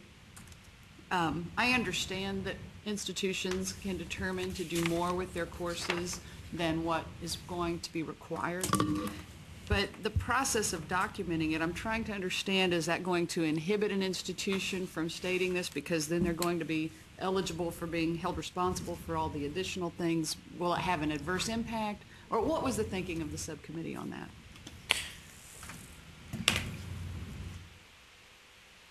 Okay, somebody help Larry, help me out. Me.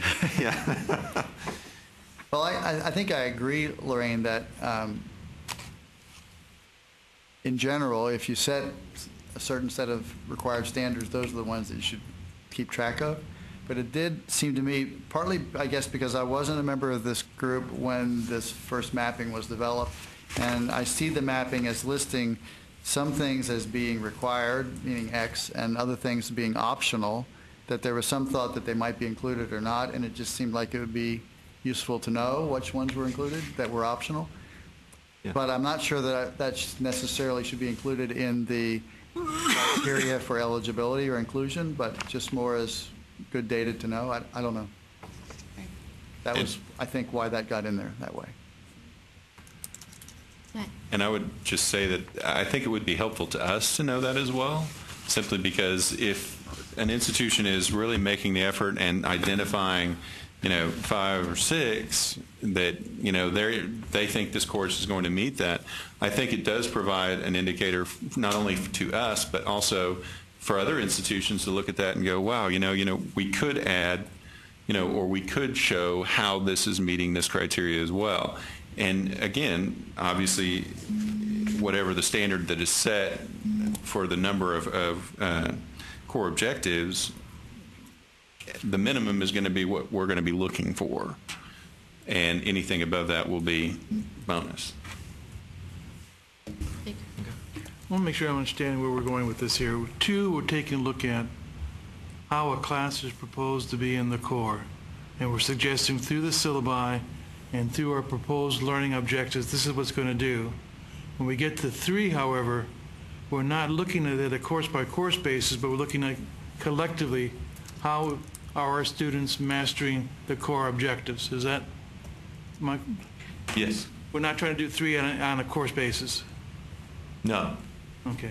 I mean, I think that's up to the institution. The institution could, I'm not sure why they would, but they could do that if they so chose. And the part of the report, remember, the assessment of the core objectives is left almost completely to the institution as to exactly how they want to do that. But you're right, it doesn't. This is not meant at all to imply then that would occur on a course-by-course basis necessarily at all. Dan? I just wanted to go off what Celia was saying about the 2C, in that with Larry's amendment, it seems like the criteria kind of leaves off that evidence piece, or access to that evidence piece. And so you could do a narrative on what you use for criteria without really providing either access or sampling of what is actually, how all that is tied together. And I think we may need to clean up the wording, because then evidence should consist of, and we don't mention evidence within the 2C if we just kind of put the parentheses as a tag on that. I thought the way that Lucy read it was Part C, provide evidence of criteria used by the institution. Is it correct? So the word Okay. evidence is in there, and then in Okay, parentheses, we gotcha. also I just missed have the that. same thing that it says, evidence should consist of a review of syllabi and student learning outcomes, of syllabi, comma, student learning outcomes, comma, and other relevant materials. That's the current wordings that we have. We have Jana and then Jeff. Yeah, and I have just a clarifying question. As I understand it, 1 is process, 2 is map, and then the criteria, 3 being the plan for assessments. We have process, mapping, criteria, and plan. And then the evidence, though, would be not necessarily submitted, but would be a link to the detail that would include the syllabi and the learning outcomes and so forth. So would it make sense possibly to just allow evidence to be fourth as a link? So in other words, you submit, how you did it, what you did and why, and then how you're going to assess it. And then for the detail, then you link to the evidence. Does that make it any clearer? Because I feel like we just keep going back to 2C over and over, and I know I'm not clear, and so I'm just seeing if that makes it clearer. So Jana, Does that make any sense?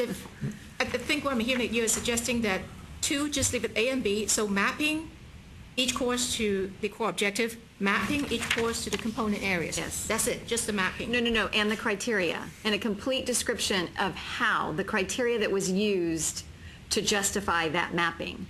But then when we start talking about the evidence of what it is, that's a significant amount of detail, and I think what I heard is that linking to that detail would be sufficient or adequate, or would serve the purpose of the evidence. I think if we leave the word evidence should consist of review of syllabi and student learning outcomes and other materials, it just implies that needs to be submitted somehow, or that needs to be provided. I don't know, maybe I'm making it too difficult. If I may, perhaps changing at the top of 2, rather than must be submitted, must be provided.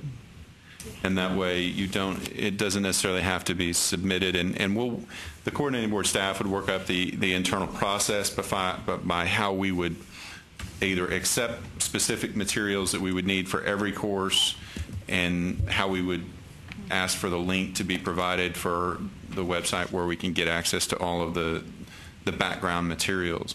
But as far as, I think maybe if we just change to provided, then maybe that makes it easier. Right. I think you're right. Jeff? Okay, to go back to 2A, Gregor, your comment there that the coordinating board would be looking at the minimal of that number of core objectives that we determine that each course has to meet. Is that, am I understanding that correctly?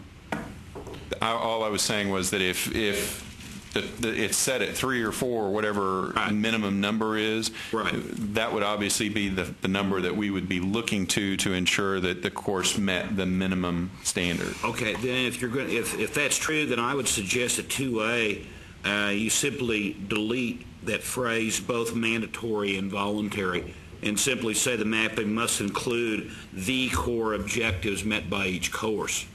That would allow any institution to submit both voluntary and mandatory or required, whatever they're going to call it, but would not necessarily be, each one would not be separately emphasized.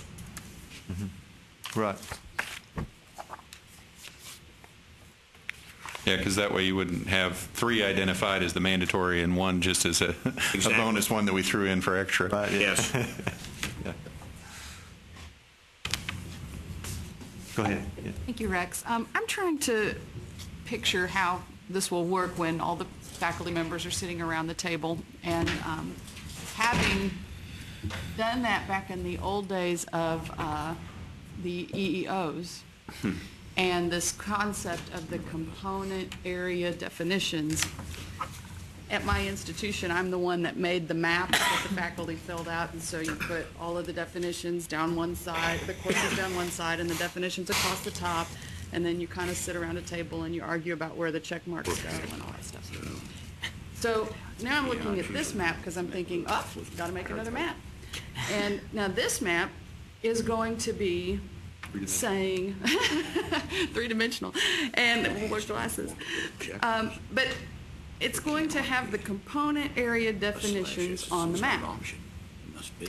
But our component area definitions were purposefully, I'm just trying to picture what I'm going to put on the map, to be honest. I'm looking at the component area definitions, and so I'm going to have a map that says, here's a science class, here's the definition.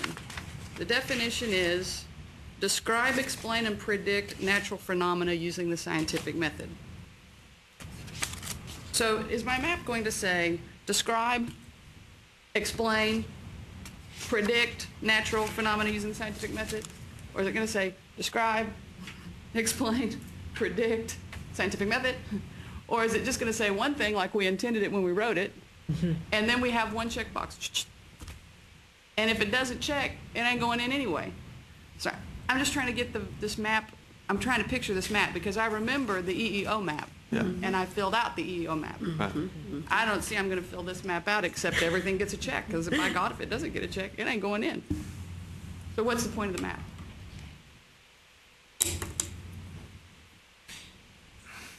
Are you asking me? Just asking. Actually, I think the purpose of the map is to do, at an institutional level or a committee level, Yeah. the purpose of the map is to start the discussion to determine what you just said, and that is, does it get in or not? And what maps do is provide a convenient heuristic device for having the discussion on whether it gets in or not. Because then you can say, well, yeah, I'm reminded of when I sent out a map about the EEOs, and the history department sent theirs back, and they had checked every single box there was On the EEOs. on EEOs. Been Now, there. for me, that was not the end. That was the beginning point to then go back and say, are you really sure that you want to do every one of these things in all of those courses? And they immediately dropped back for a moment and said, whoa, wait a minute, no, we don't want to do all of those things in every course. And I said, yeah, but that's what you just told me. So I think in that sense, the purpose of it is that heuristic device to begin that discussion of, does it get into the core or not? Okay. So I'm still looking at this, and when I think about the map that I might try to go make, it's basically a checkbox. Does the course focus on how ideas and values reflect the impact of human experience in language, philosophy, and culture, or does it not? Because that's the definition. Right. That's the only definition. Right. So it's not a map, it's a check mark. It's a very simple map. And then does it have critical thinking, communication? There's your map. That's the map. That's the map. So on item 2B, I'm just having a hard time picturing the map.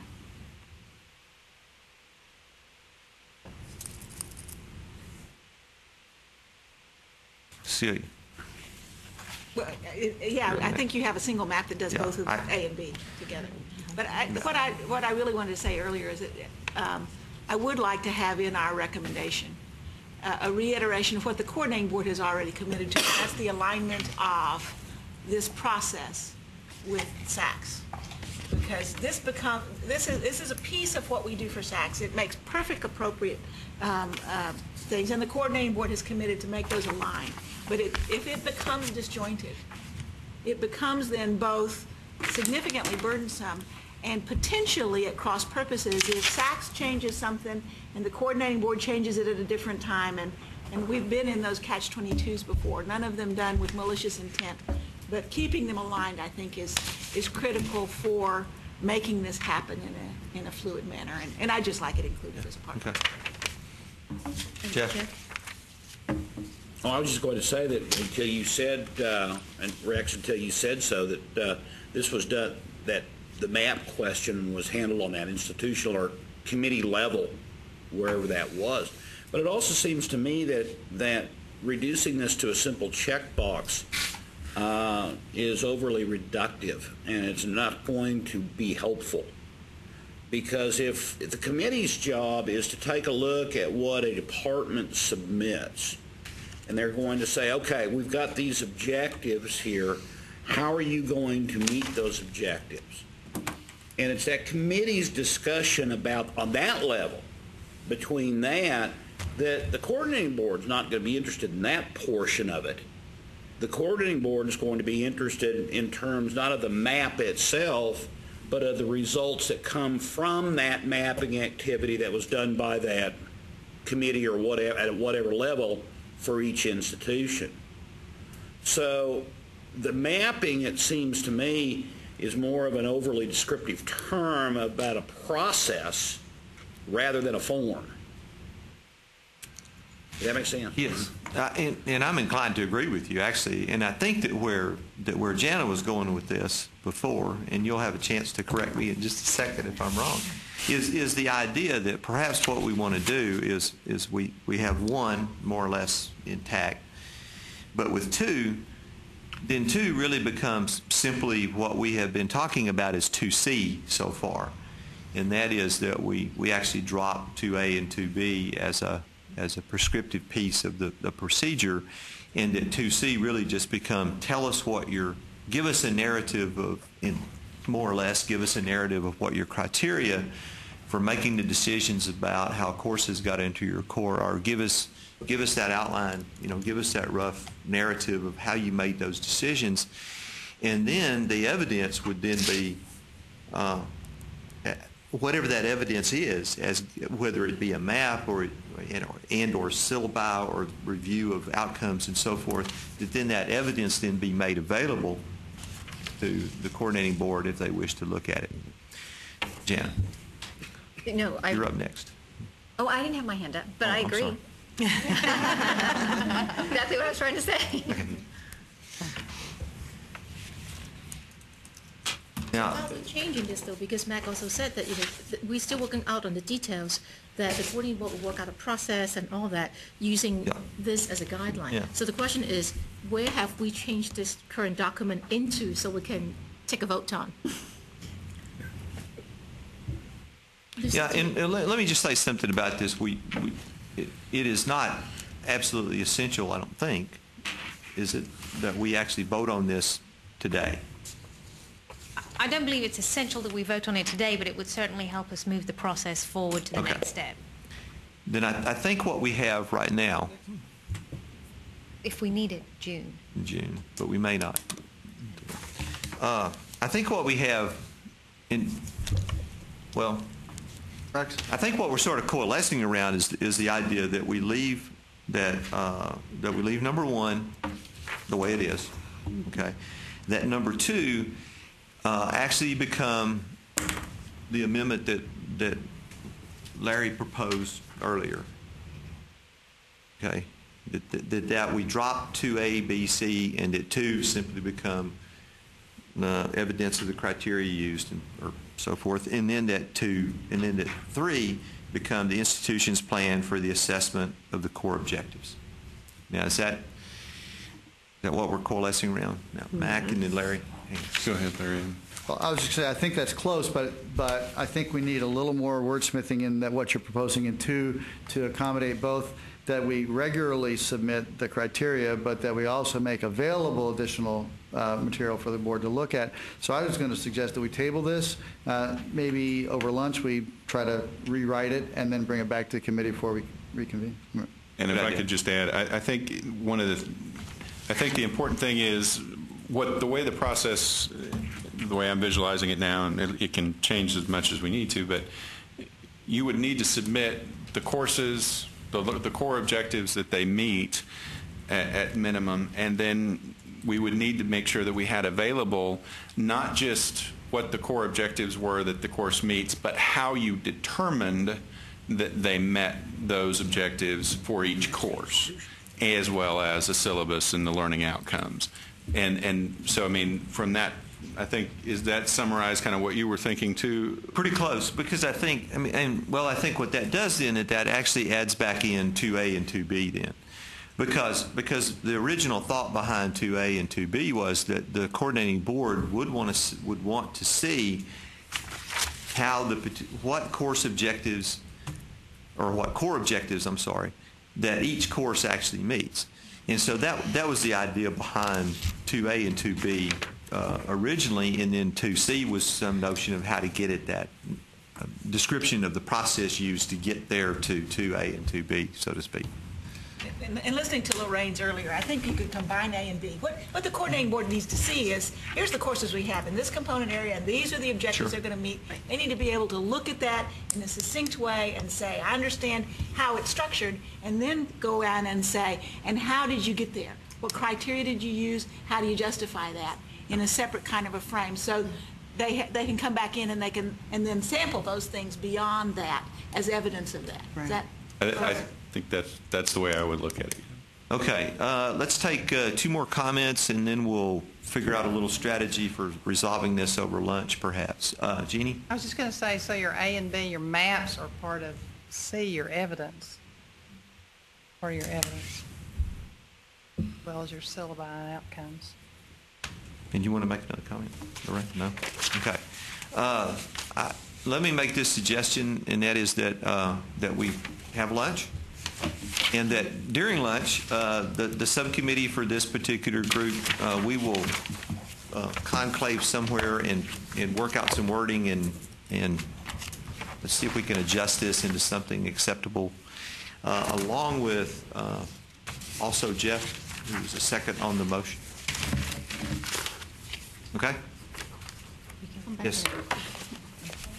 And we will reconvene at 1 o'clock. Okay, 1 o'clock. Thank you.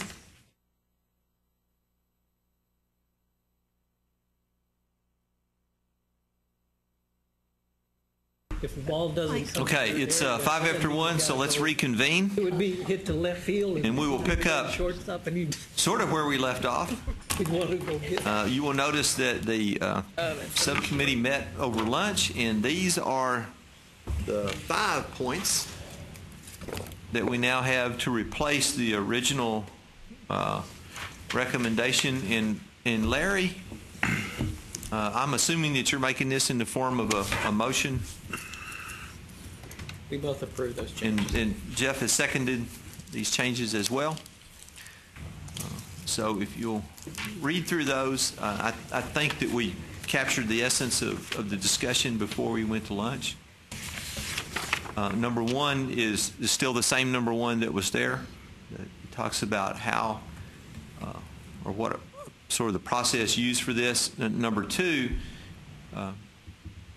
asks that the criteria used by the institution to determine how the courses got into or how they meet the core objectives and the component area definitions. So give us that narrative that we were talking about. And you do that. And then 3 is a table of courses would be included in each foundational component area of the core must be provided as well. And that's so that the coordinating board will actually know which courses you want to put into what component area. And then 4 would be the specific evidence that really backs up number 2.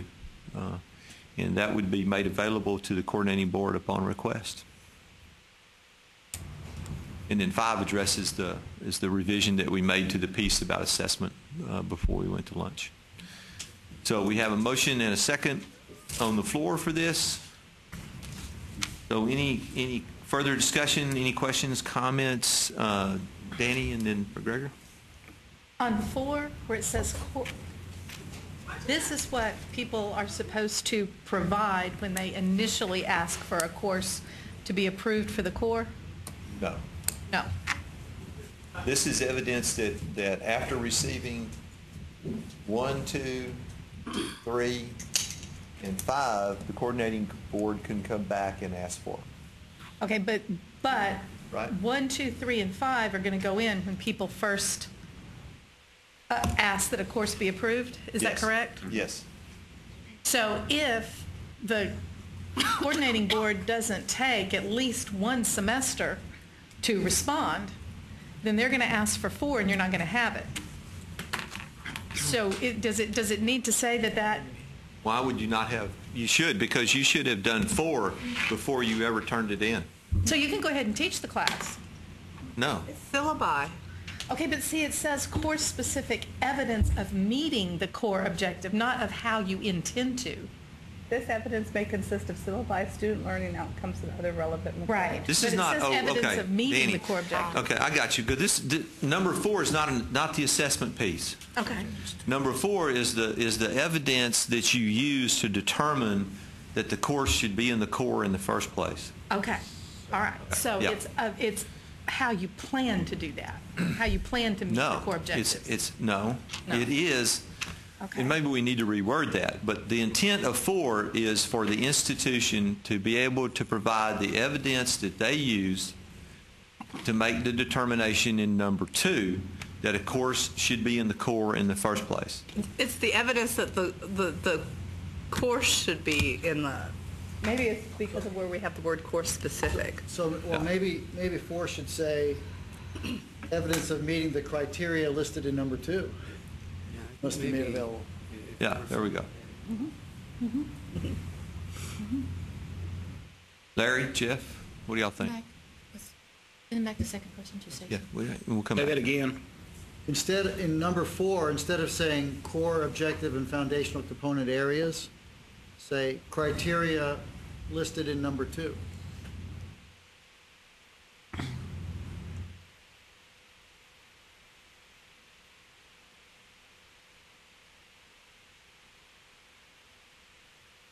Or evidence that the course meets the core objective.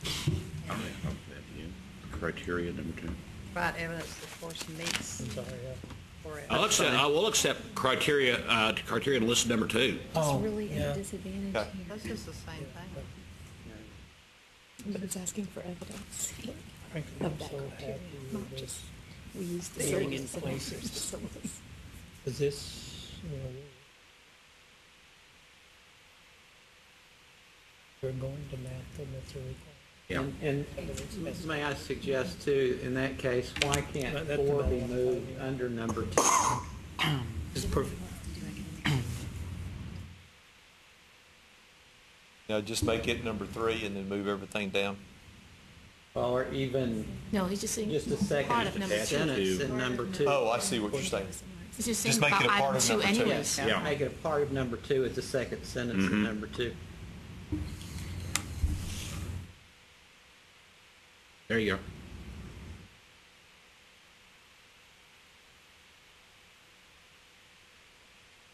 McGregor, you had a comment? Yeah, I guess in terms of the parentheses, we changed should, shall to may, or should to may. Can somebody help me understand why we made that permissive? And because it's other relevant material. I think the idea is that that wasn't a comprehensive list, and it may be one or another or something. I think these are examples of how you might document the Okay, evidence. 'cause I'll just be honest with you, I'm definitely going to want to see the syllabi, and the syllabi is going to have the learning outcomes on Right. it presumably. So, I mean, So as long just as say- everybody knows that up front, I mean, Well, then say must. Okay. Would you rather have it say must consist of syllabi? well, I mean, that's going to be on the website regardless, right? I mean, that's going to be what everybody's going to have out there for SACs anyway. I was thinking very Right. simply. This evidence includes syllabi, student learning outcomes, and other relevant material. There we go. That's Okay. great. Yeah, that'll make it clear. Yeah. Thank you. Yep. I just didn't want to surprise anybody when that was. Okay, yeah. Yeah. Would it be just as easy to simply, within that parenthetical, simply say e.g., comma, syllabi, student learning outcomes, and other relevant material? Well, if it's, If the syllabi is required, it's not EG. it would be perhaps Okay, IE, but all not right. EG. Put EG as for example. I mean, I like it the way it does anybody is. have a problem with the syllabi? We're going to do it. Yeah, okay. I just wanted to make sure I didn't think I was adding something. But Already all That's what we're going to do anyhow. Okay, we now have some more changes, which is fine. Larry, Jeff, y'all are okay with all this? Yeah. Okay, so the motion and second is on the table. Dick? This may be discussed after we vote on this, because I'm okay with this wording here, but at our last meeting, we talked about the flexibility for community colleges to also offer a course in the core as long as it meets the objectives in the component areas that was not listed in the, AGM. Does that still allow for that? Yeah, this does not preclude that. This neither allows for that nor precludes it. And actually, that will come up as an item in the next agenda item. So, we discuss it. Okay. You're right. It doesn't say anything about aligning with the timing for SACs. Well, we discussed that in the subcommittee, and the full report, when you get to there's no way to align this piece with SACs. Okay. But the assessment part of it should be aligned with SACs, and the full report on the assessment part makes explicit mention of the fact that we'll do that. So, yeah, and we talked about that to make sure it was covered. Because we're not going to be able to wait. We're not going to be able to wait institution by institution to adopt a new core curriculum or the courses in the core curriculum, right? Okay. Any other discussion?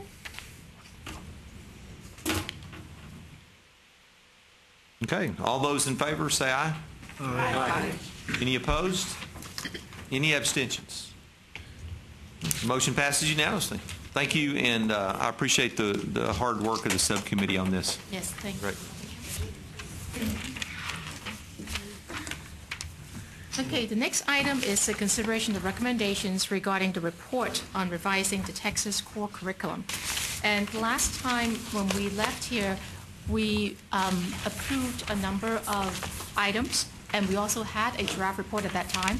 So this is a committee that consists of Larry, Jeff, David, myself, Lorraine, and Danita, looked at all the inclusion of all the new items that we voted on last time. And Lucy also helped us to make sure that our page numbering, all those are consistent and all that. So a few days ago, Lucy sent out the draft for us to take a look at. And so you have that document with you already. And that's where we are so far. And Rex, you also have an item that, this is where we are, but then there's also one item that, as Dick mentioned, that has not been resolved as of right now. So you want to talk about that? Yeah, you may recall that at the end of the last meeting, we sort of ended with the discussion of community colleges being allowed to offer courses, how to put this, that four-year institutions offer for the core. And that issue was not resolved, but the promise was made that we would come back and discuss it as a part of kind of a final piece of looking at this report. And again, and I think we need to talk about that. And I think what I'd like to do at this point is actually turn this over to Danny to tell us all about it. Well, the issue that some people have, and that a lot of people don't really realize, and there's some new people on the committee, so I'll just outline it briefly, is that community colleges are limited to teaching the courses that are in the ACGM, at least if they want to receive funding for teaching those courses. Now, there's some disagreement about whether you're actually limited to that, but you don't get funded if you teach courses that aren't in the ACGM. So one of the concerns that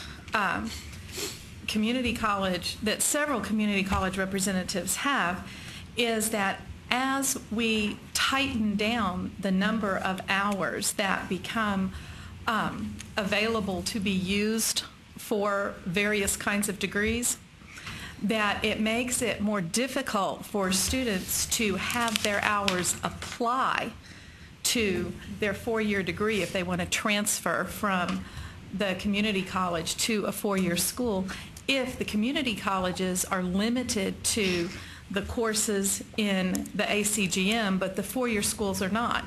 And an example that we have run into before, while a four-year institution will absolutely take the completed core as a completed core, their native freshmen have the opportunity to take a freshman or a sophomore level course that is required for a specific degree program as part of the core.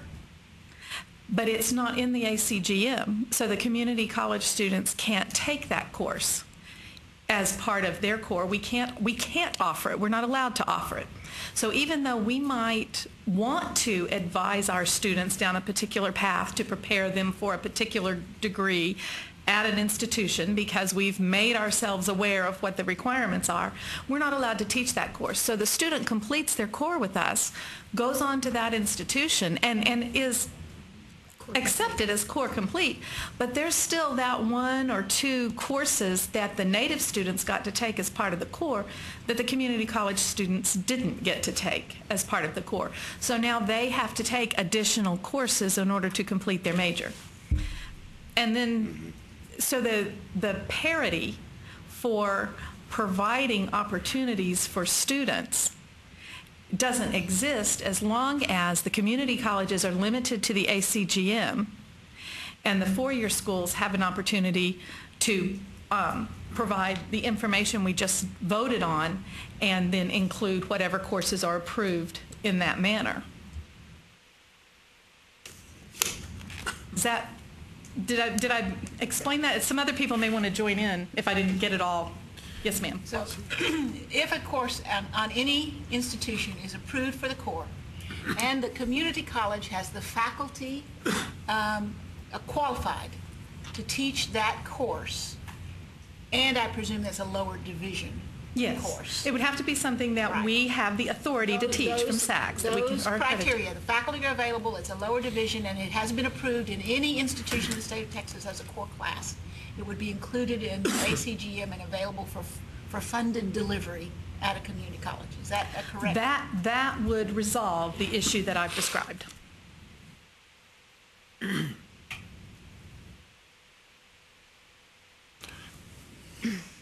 I guess I have a number of concerns. The first is with respect to institution-specific courses in the core curriculum. I think we've tried to address some of those with unique need courses in the past when there have been some specific courses, right? I mean, isn't that one of the ways that we've tried to address some of that by giving institutions that are transferring to a specific institution in a specific degree program the flexibility to offer that course at a community college? Well, you can. The community college can apply for a unique needs to teach that course, but it's never been clear to me that course would then be allowed to be in the core at a community college because it says that it has to be in the ACGM and and that's why I'm trying to make sure I'm clear on what we're talking about. Okay. So if we're talking about, can you give me an example of a specific course somewhere that you're dealing with, or a sophomore literature class for West Texas literature that is a part of an English major at a particular four-year institution. And it's also a part of their core curriculum. They can choose that as part of their core curriculum, and so the English majors are encouraged to do so because then it counts. Right. So they're not counting 1301 as... Oh, they will count everything that we teach, but when the student... Toward the degree? Towards the core.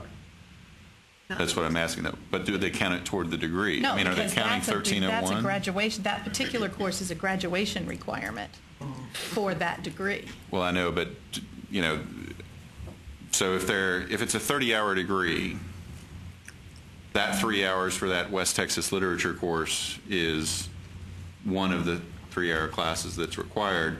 Is 1301 one of the classes that's required for a major in English? No, I don't think so. I think they consider that just part of the core. And it's a prerequisite for being in the majors, the way I remember it. I don't have everybody else's stuff memorized exactly. Right. I'm just trying to... This gets into some of the challenges that we have in the core curriculum now, especially when you start talking about highly specialized courses that have been included into the core curriculum at different times for different institutions. And it exacerbates the problem because now if a student starts out thinking they want to go to one institution they need to take one course in the core curriculum. And then if they change their mind and decide to go to another institution, that course is no longer part of their degree plan, and so they lose that course out of the core curriculum that would count toward their degree. And part of that problem is just the variation in the degree programs at our institutions, and there's not a good resolution to it.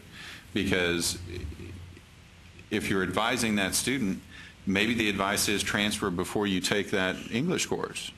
But then you increase the cost of higher ed across the state. Not any more than you would if they have to take another credit. Right, but we're not doing anything to promote lowering the cost of higher ed. So it seems to me, sorry, go ahead. Oh, go ahead, Sid. Go ahead, Sid, and then Dick, and then Jeff.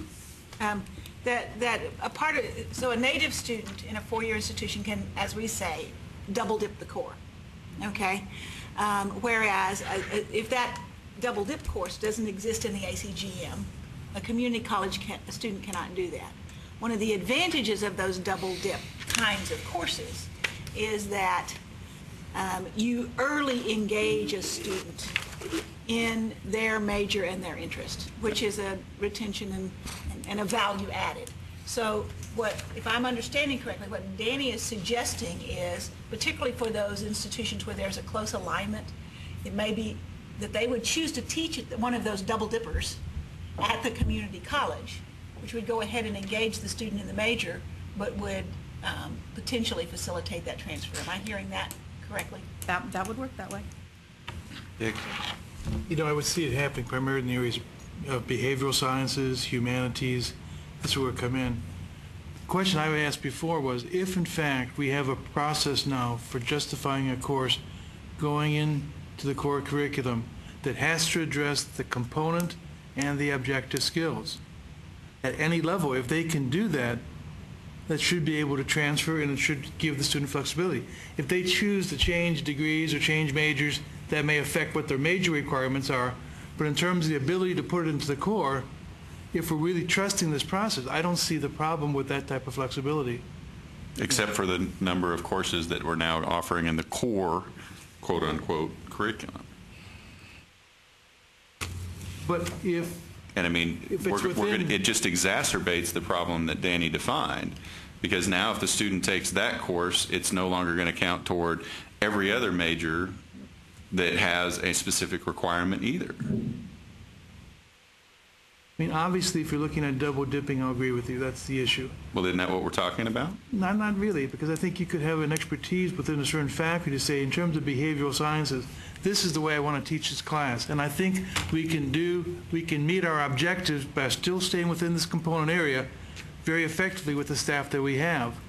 And it should help them in terms of developing these core skills no matter where they go to school. And if the senior colleges have that flexibility to do that, I don't see why we can't give the same flexibility to the community college. Now, if the student, you know, we have articulation groups that say, here are the classes that will count. And if they say, for this particular major, I need to be more selective in what I choose, and I'd probably also say you probably would need to have, at both the senior level and at the community college level, courses that are in the, you know, the ACGM that they could use to satisfy the core. But you'd have the flexibility to add something extra. And I know the argument is like you're trying to get too many courses in there, but... Yeah, every major can do it then. Every major can specify all these specialized little courses for the core curriculum. And I understand the advantage of double dipping. I understand that. I guess I'm trying to work through where are we disadvantaging the students? And so, I mean, I'm just trying to understand it. Just for the sake of argument, though, what I'm arguing to at our institution is that you'd be restricted to how many classes you can take in the core within your major. So someone doesn't, I mean, you don't want someone taking so many courses in their major to fit the core that they're really not getting the exposure across the area.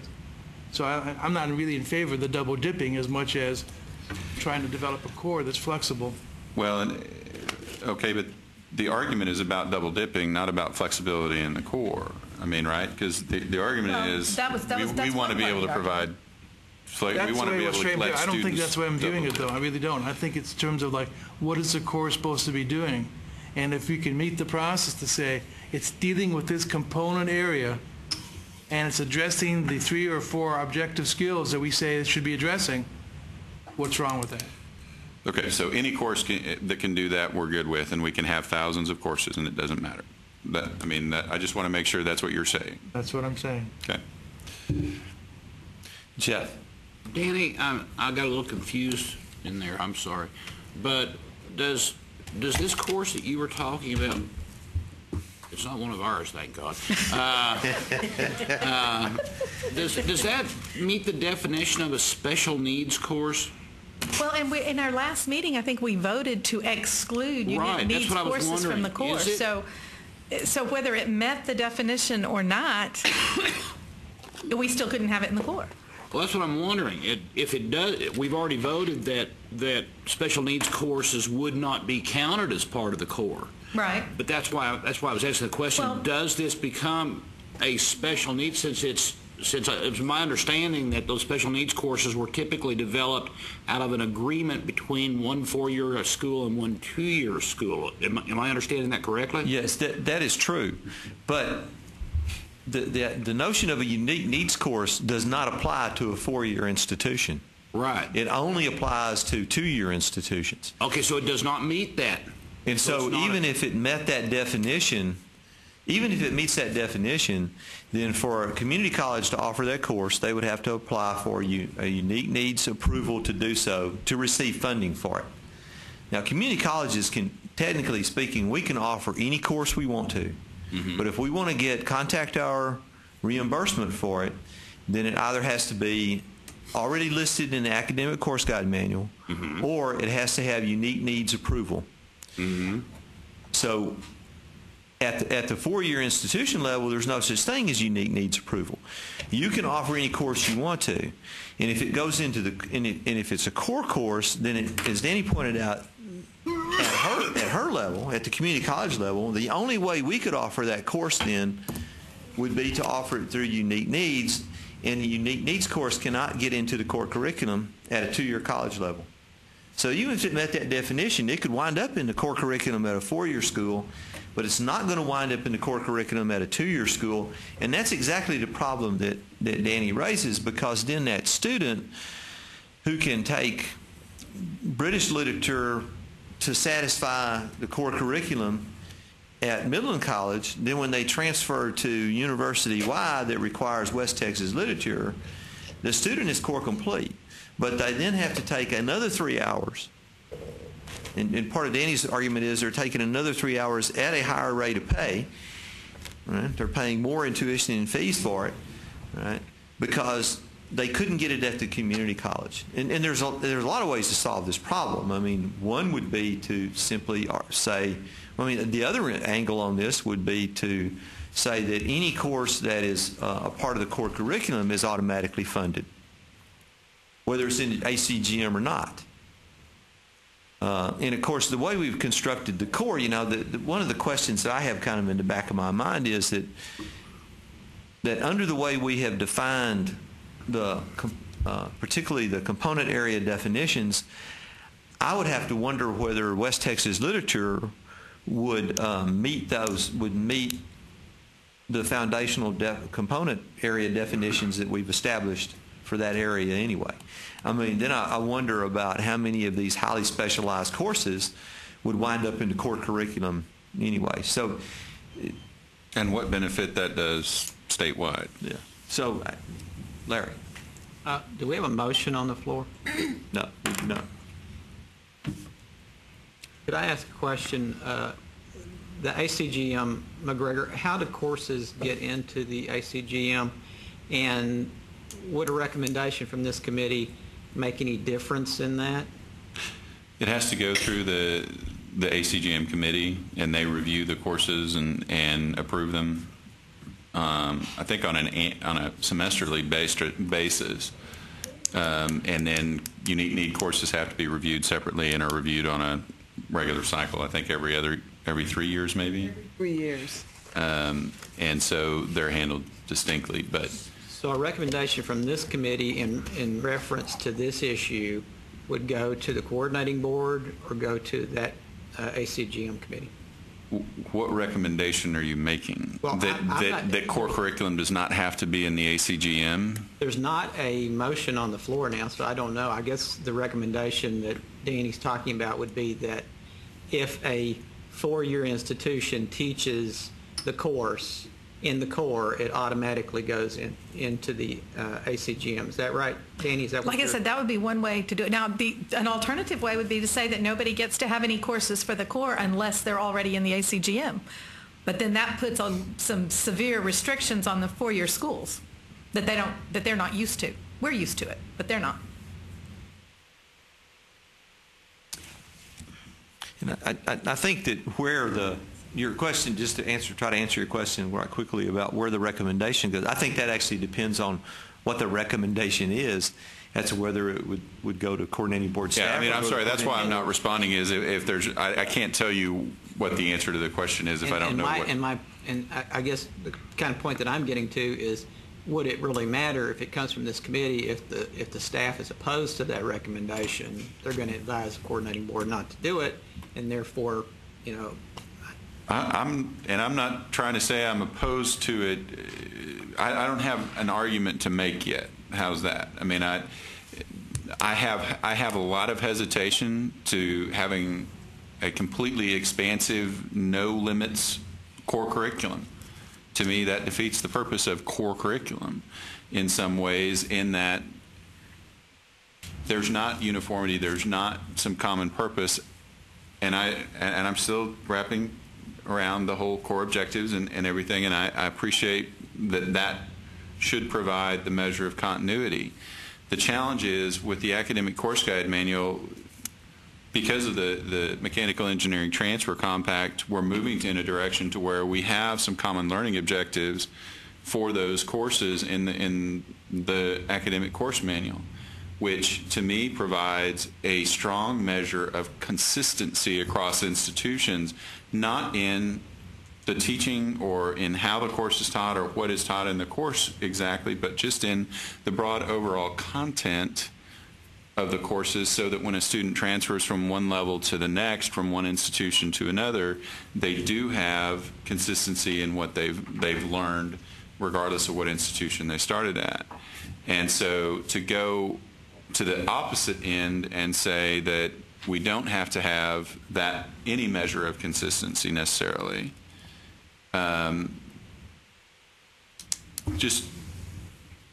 still trying to process it. I mean, I don't have like I said, I don't have an argument either way right now. I go back to the argument that I made last time. I think when the new core objectives, if they are approved and the core as it's been structured in this recommendation is approved, I don't think you're going to have the problem that we might see now of lots of courses in the core. In fact, just this week I had a faculty member, actually a department chair, tell me, well, if that's the case, we'll take our courses out of the core. So I think we're going to see people removing courses from the core. So I think it's going to limit. I don't think you're going to see an expansion. Mm-hmm. You're going to see a contraction. Terry? Well, this is one course that you mentioned. I'm wondering if there is any kind of coordinating board information on the number of courses that exist that fit into this category? No, there's no way for us to know that. We don't track down to the individual course level for degree programs, and so we don't know which ones are not accepting the common core curriculum courses like 1301 into a degree program in that field. Dan? And then Cynthia and Jeannie. One of the concerns that some faculty have expressed is that as the limitations become tighter and tighter for how many hours there can be in a four-year degree and how many hours can be in the four-year degree, this problem will exacerbate. So while the number of courses in the core might shrink, because people are not comfortable with the process for their courses. The number of courses that are double dipped might expand so that what people feel like they need in their degree can continue to be included as part of their degree. But I mean, and I understand the argument about costing more money. I guess what I'm not seeing is if the student's core complete at the community college, even if they're 60 hours associate degree and transfer to a four-year university for a degree in English, presumably they're going to still have a minimum of 30 hours of general education requirements that they would have to complete in addition to their major courses, right? Well, and this is assuming that they that they only take their core curriculum at the community college. If we want them to complete a 2-year degree at the community college price, then they're going to need to be able to get some of the courses for their major. Okay, but in terms of the core curriculum, if they're having to take the core curriculum and then they've got 30 hours in their major, they've still got another 48 hours of credit that they would need to take to complete a 120-hour degree. Presumably, general electives would be a portion of those. So they're not going to save any money in terms of having to duplicate courses. As long as all they have to take is 120 hours, that's lots of the testimony that I hear is about how students are having to take more than 120 hours for various reasons of frequently applicability, not transferability, but applicability. And so that's why the cost issue is part of the concern. Cynthia? I'm trying to figure out the pros and cons of putting all of the approved core curriculum courses in the ACGM. And so did I hear you correctly that a con would be that it would interfere with the consistency of the ACGM courses that are currently in there? Is that what you were saying? No. All I was saying was that we're working toward that with the core curriculum that we started from the transfer compact. So if a course is not in the ACGM and we don't have those, we don't have the consistency across institutions. So is that what you asked me? I'm not sure because I got lost in all of that. Really what I'm asking is what are the cons? What are the cons to doing what Danny is asking, to putting all the core curriculum courses in the ACGM? What are the cons to doing that? That as a student, you're never going to know what's going to transfer into a particular degree program unless you look at every single degree program at every institution you're going to take. Right? That would be the con of not doing it. Right? Well, I would think with university, you'd have, I think what you're saying is you would have so many unique courses that you'd have a slew of courses to the ACGM. So. No, you'd add a slew of courses to the core curriculum, and I guess if they're not already in the ACGM, then they, well, no, I thought we were saying we weren't going to add them to the ACGM. We did. That's what we agreed upon. So that's the part where really seems to me like we're reducing the requirements for core curriculum courses if they no longer have to be in the ACGM. And we're making it easier to add things to the ACGM. Right, but at the four-year level, courses don't have to be in the ACGM to be in the core. That's the way it is right now. Right, and we're expanding that to include community colleges, which I'll be the first to admit that's not fair. I will acknowledge that is not equitable across the types of institutions. But it would be a significant expansion in the scope of allowing courses into the core curriculum. But I think I'm really not understanding the issue. And maybe I'm not. Because she's saying the course is already an approved core curriculum course. X institution got it approved as core curriculum. Okay. So what is the con to putting that core curriculum course in the ACGM? Nothing. That's what I'm asking. Yes. So there's no cons to putting any course that's an approved core curriculum course in the ACGM, other than it makes the ACGM much larger. Well, it would have to meet the standards of the ACGM. And the argument at the beginning was we don't want to have core curriculum courses at the university comply with ACGM. Right. That's the argument that was made, and that's the part where I'm still trying to figure out why that's a good idea. Would the committee object to a course if it met the objectives and addressed the components of the core? I mean, would that not be within their boundaries right now? Well, the ACGM committee has separate. There's three entities that sort of govern lower division courses in Texas now. One is the Texas Common Course Numbering System, and it has its own set of criteria that determine whether a course gets into the Texas Common Course Numbering System or not. I mean, it has certain things that it looks at. It looks at things like what is the appropriate level for that course. Is it more appropriate that it be taught at upper division than lower division, and so forth. The Academic Course Guide Manual Committee also has a set of criteria that they look at when they include a course in the ACGM. And those criteria are similar to the Texas Common Course Numbering System criteria, but my experience with both of them has been that the ACGM committee has a little bit more, and this may have changed since I haven't been on it in a while, but I know that traditionally their criteria dealt more with the rigor of the course and its academic standing, for example, because the ACGM committee gets asked to put all kinds of what would be traditionally thought of as workforce education courses into it on a regular basis. And so a part of its primary criteria was, is this an academic course? Does it have enough conceptual and theoretical nature to it to really qualify as academic as opposed to straightforward application in workforce and that kind of thing? And is there another course in the ACGM already which is comparable enough for it to be Okay, that's the key. And then the criteria to get into the core is still different. And so I mean, I objected to courses that were in the mechanical engineering compact, for example, being automatically put into the ACGM. Personally, I thought they should have been required to meet ACGM criteria before being put in. So there is some precedent for what Danny is, or for one of the routes that Danny is suggesting for this.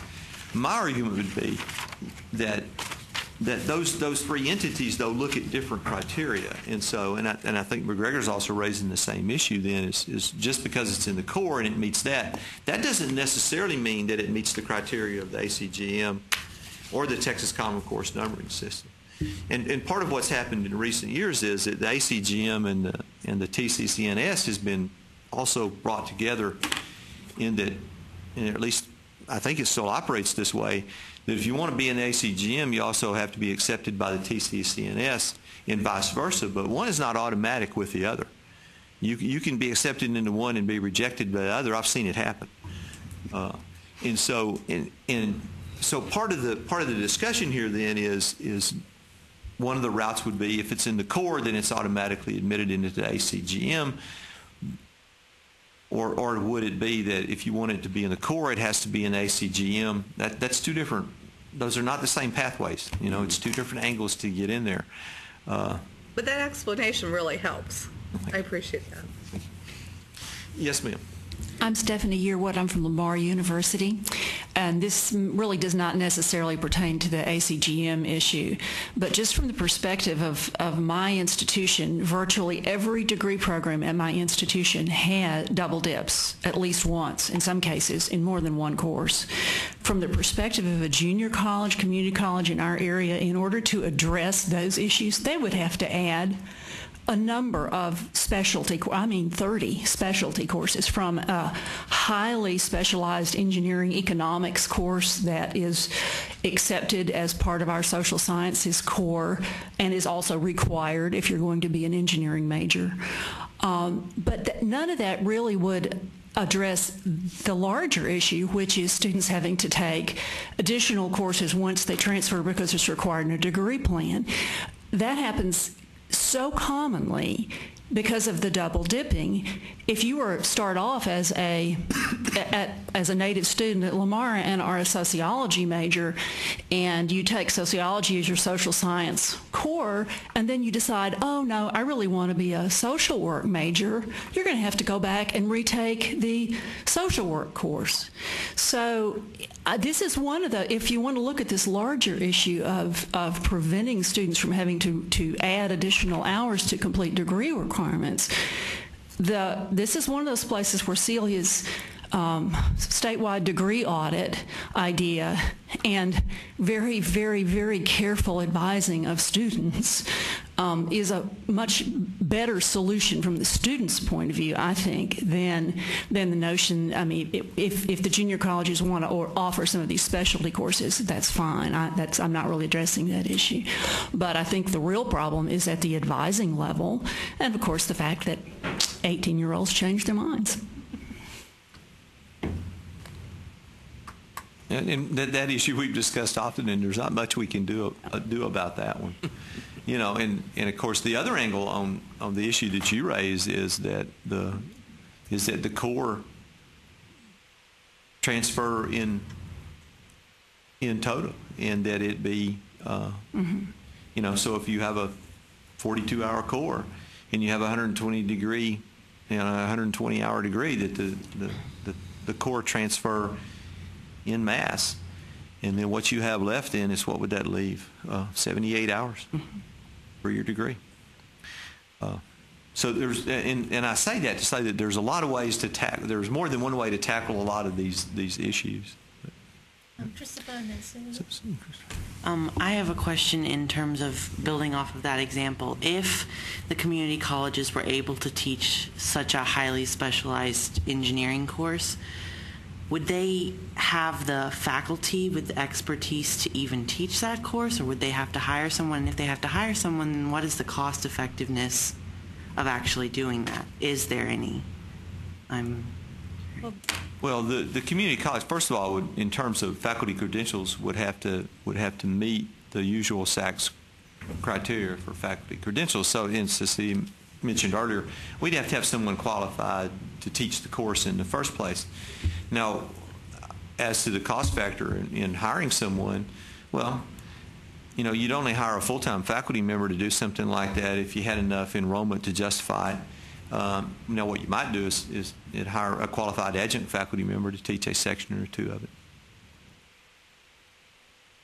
I was just going to kind of hark back to something that McGregor had said earlier, and it's a quandary we faced more than once on this committee, and that is that it's not a matter of finding the right answer. Often it's a matter of finding a balance between several right answers, because there just usually isn't one single way to go to do it.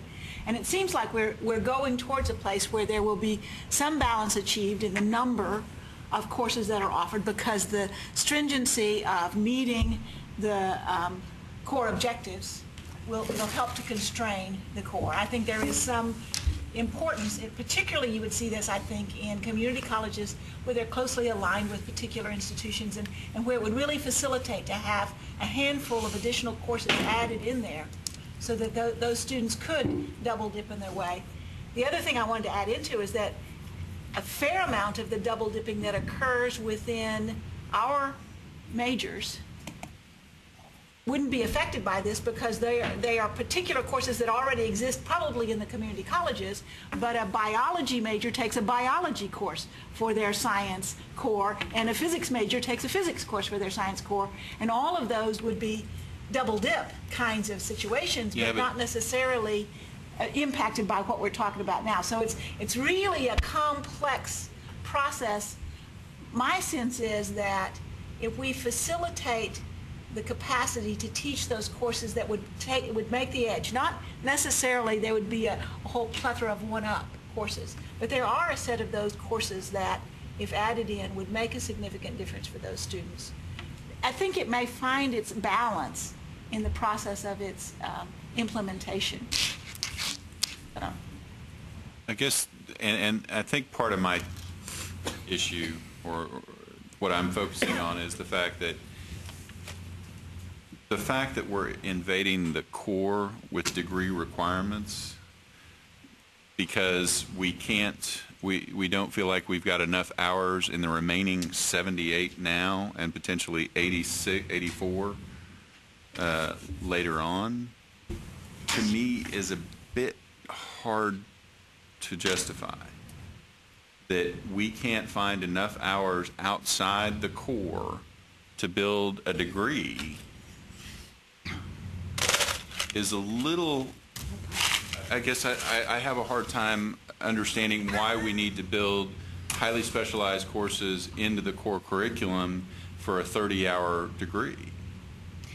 Well, many of the degrees are not 30 hours. If we go hark back, 36. I mean, what's the biggest degree you've got? if we hark back to the idea that SAC says 120 is the minimum. Right. Okay, and that's for a degree with a major. That doesn't necessarily include a minor or whatever else. And most of SAC's accredited programs have a lower core requirement than Texas does across the board.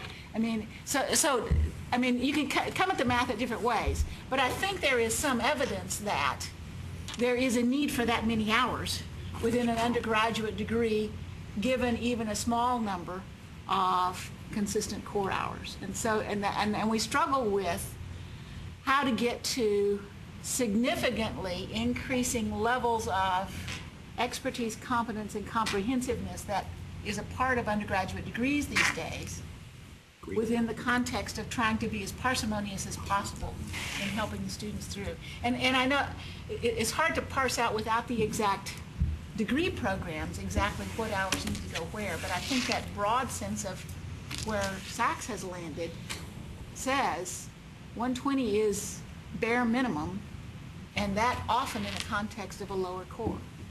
And I guess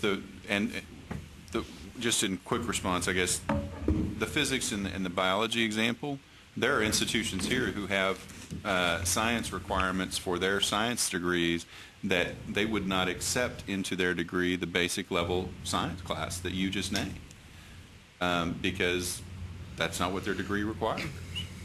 So I mean, we have specialized our degree programs so much, and I mean, if that's the case, I don't have a problem with that. But to say that we've got to use the core curriculum hours to meet that degree program requirement in order to stay under 120 hours, to me, is a hard argument to make. And that's all I'll say. Jeff? Is there a motion on the floor? I was about to mention. Okay, then in I'd fact, like that we don't have one, right? and we either need to, and we probably either need to get a motion or move on. So I move that four-year core and the course catalog for the community colleges be one and the same.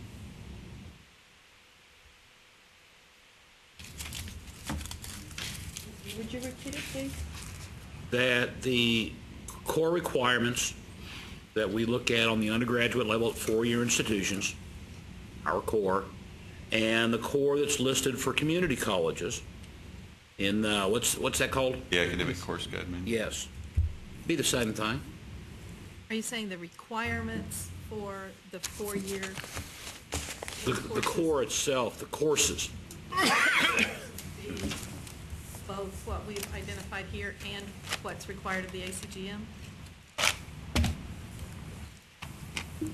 The core requirements, but that's what we're talking about, this whole thing is the core requirements, so they are the same anyways. I think he's saying that they should be any core curriculum course should meet the core curriculum requirements that you all are discussing today and be included in the ACGM. Yes. Well, I'll second it so we can discuss it. Sure. Thank you. okay, we have a motion on the floor that all courses in an institution's core curriculum must also be included in the academic course guide manual. Is that correct? That's correct. So we have a motion and a second. Okay. Discussion, any further discussion or comment? Celia, Larry? Robert, Larry. My question is the mechanism by which that happens. In other words, are we saying that if a four-year institution goes through the process, gets approved for their core with the coordinating board, that all of that set of courses would be available in the ACGM? Is that how this motion is to be interpreted? interpret it? Well, I think Are that's a we good saying- question. Do you mean then that those core courses would automatically be a part of the academic course guide manual? Yes. Or that those courses must then go through the academic course guide manual process for acceptance? Or vice versa, that they be Automatically. approved in the ACGM first and then, and you're saying that, Automatically. That they would, oh, so as soon as it's anointed core curriculum, then it goes in the ACGM? By the coordinating. Okay. I don't think this group has the authority to do that simply because the ACGM committee has a separate mandate. Then I withdraw the motion. Which goes back to the question I asked earlier. I think we could make that, I think we could make that recommendation to the academic course guide manual committee. That this committee could, we just made a recommendation earlier to that committee about the government sequence. So we could make a recommendation to the academic course guide manual committee and the coordinating board that be. Okay. We could do that. Okay. Robert, Larry, and then Dick. I think you've answered my question, that if we decide that it is in our core curriculum, our recommendation to the ACGM would be that it will automatically be in the academic course guide manual. Yes, I believe that is the motion on the floor. That was going to be my question. But which Okay. Jeff withdrew the motion, right? No, he put I it back said in. then, on the idea that we didn't have that power to do so. Right. And when that was clarified that we could make that recommendation, I backed off of that. Larry. So previously, there's been the mention of the fact that there are courses in the core curriculum at some institutions that are upper division, and so probably would not be included in the ACGM. So is this focused only on lower division courses? Yes.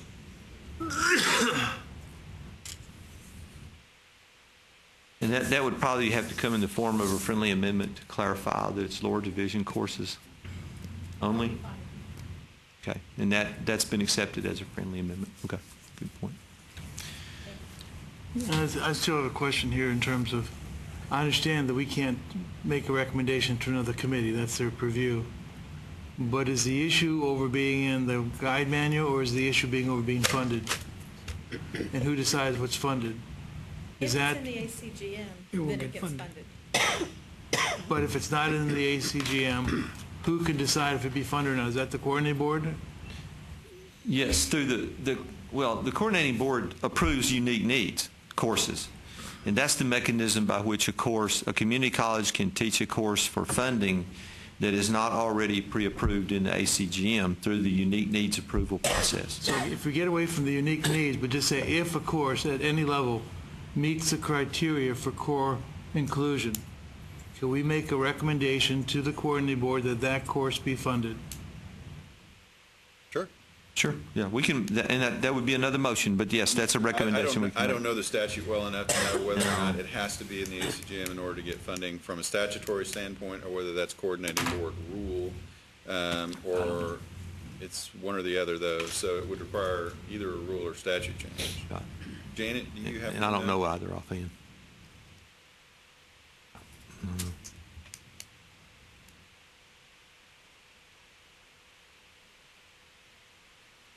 Okay, further discussion? I like the direction we're going, but coming back to the government discussion earlier, if institutions choose to continue to have the one we just voted not to have in the core as part of their core, then we're going to direct the ACGM to put them back in?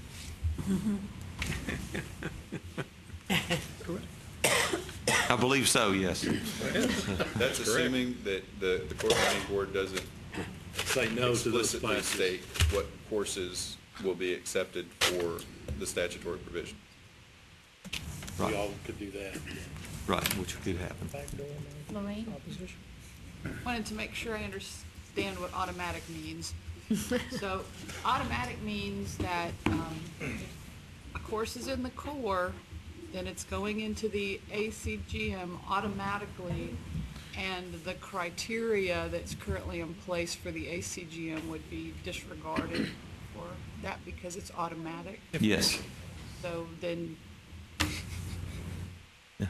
And there is precedent for that. I mean, it's happened both with field of study courses and with the transfer compact. And I'll just have to be honest. I didn't realize that they had not gone through the regular process. So I show my ignorance. So it's hard to understand why you have standards if you only apply it sometimes, right? Like you only apply it to the community colleges, but not the four-year schools? Well, I'm just talking about the ACGM. I mean, That's what I'm talking about. Have spotty standards. Well, she's referring to the notion I mean, she's referring to the notion that you have courses put into the manual that committee has its own criteria, but they don't. But under certain circumstances, those criteria don't count. Exactly. They don't matter. And they still don't. Community colleges, many have in their mission that they value their ability to transfer their courses to the four-year institutions. And having had experience with Blinn and them having the bragging rights of, one of the highest transfer rates in the state, et cetera, I know they placed a huge value on that. And the four-year institutions receive those courses because they understand that there are standards associated with them. But now we're kind of saying that we're only going to have standards sometimes, maybe. Well, that's only there's a trust issue that's at risk. That's only for if you the assume ACGM. that four-year schools don't have any standards for the courses they want to put in the core. And if you, then I guess that would be a true statement. But if four-year schools have standards for the courses they want in the core, and we trust our four-year institutions to have high standards for their courses, then it doesn't seem like it would be a bad thing to have them in the ACGM because we've got those standards met. Well, just to clarify, we have to show certain standards for courses in the core as part of our SACS requirements. So it's not like there's no standards. That's what I'm talking about. It's not like there's no standards. But in the ACGM, I thought you were saying that there are certain standards by which a course goes into the ACGM that is that trust mechanism between the two-year and four-year relationship that really promotes the transfer process. And if the standards are spotty, then the transfer process is going to not develop more trust between the two and the four-year institutions, but there'll be less trust. And we want more trust because we want more transfer. I don't understand why. I don't understand that. Because of the exceptions, the compact and the exceptions is what you're talking about, right? That there were exceptions to getting into the ACGM. And this recommendation we're discussing will make more of that. But the recommendation says if the course is accepted by the coordinating board to fit into a four-year institution's core, then it would be available for a community college to teach as well. Automatically, because it's been approved through the process by the coordinating board. Well, the coordinating board's process, from what I thought we saw articulated here, was for us, the institutions, to provide strong evidence that we have a process and that we're following our process. And I didn't understand that to mean that the coordinating board was going to then develop their own process to apply to the processes of all the other institutions in their process. So I'm just trying to identify where these standards are. The coordinating board is going to approve our course. And if they don't approve our core, then the course isn't going to get in the core, right? Well, but I think that part of the point that's trying to be made here is that there are criteria for getting into the core. The criteria for getting into the ACGM are not the same thing. Those are two different sets of criteria. And so if you automatically admit courses into the ACGM because they're in the core, then they have met core criteria. That does not mean that they have necessarily met ACGM criteria. And I think one of the issues is if we've got a Western civilization course that runs to whatever date you want to say, 1700s, in the ACGM, and it runs from prehistory to 1700, and then the next level starts 1701 to present day. If another institution comes in and gets a core course approved for Western civilization that starts in 1750, and runs to present day. Well, do we really need another course, or does that course need to back up an extra 50 years so that when students transfer from one institution to another with Western civilization, they're not missing 50 years?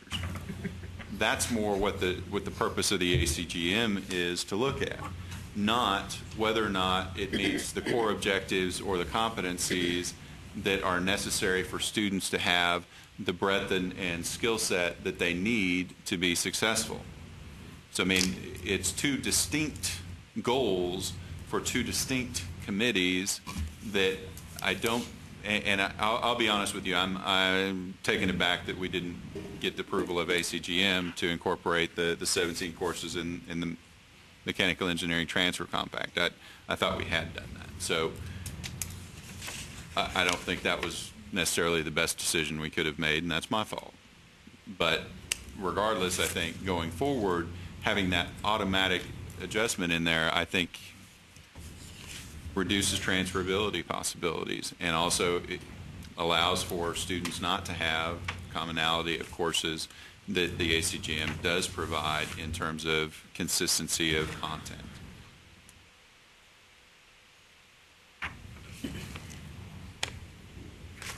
Dick? Yeah, I agree with you. It's like I really feel uncomfortable stepping into another committee who has a different purpose and saying, this is what you must do, when the purpose of this group is to take a look at the core, transferability of the core, and the issue comes down to if the community college puts a class that meets all our criteria and addresses the skill development, which is our primary focus, they should be funded for it, whether it's in the ACGM or not. That they should be able to get funding for that if they meet the criteria for the core inclusion. You know? And that's the purpose of this group, and it's like we don't have to impinge on something if we can make the recommendation for funding, if it doesn't have to go through the ACGM. You know.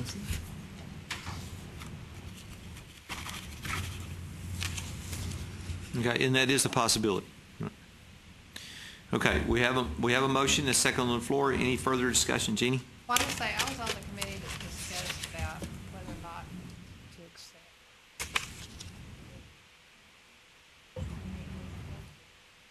Have them. I really didn't even consider this kind of discussion. I was thinking about other things and having multiple courses here and making it up here and there. I don't know if we would even want to reconsider that, because it might be easier to still have designated unique courses around where colleges are working together than to have this blanket accept everything that everybody is. I think it might be good to maybe recommend.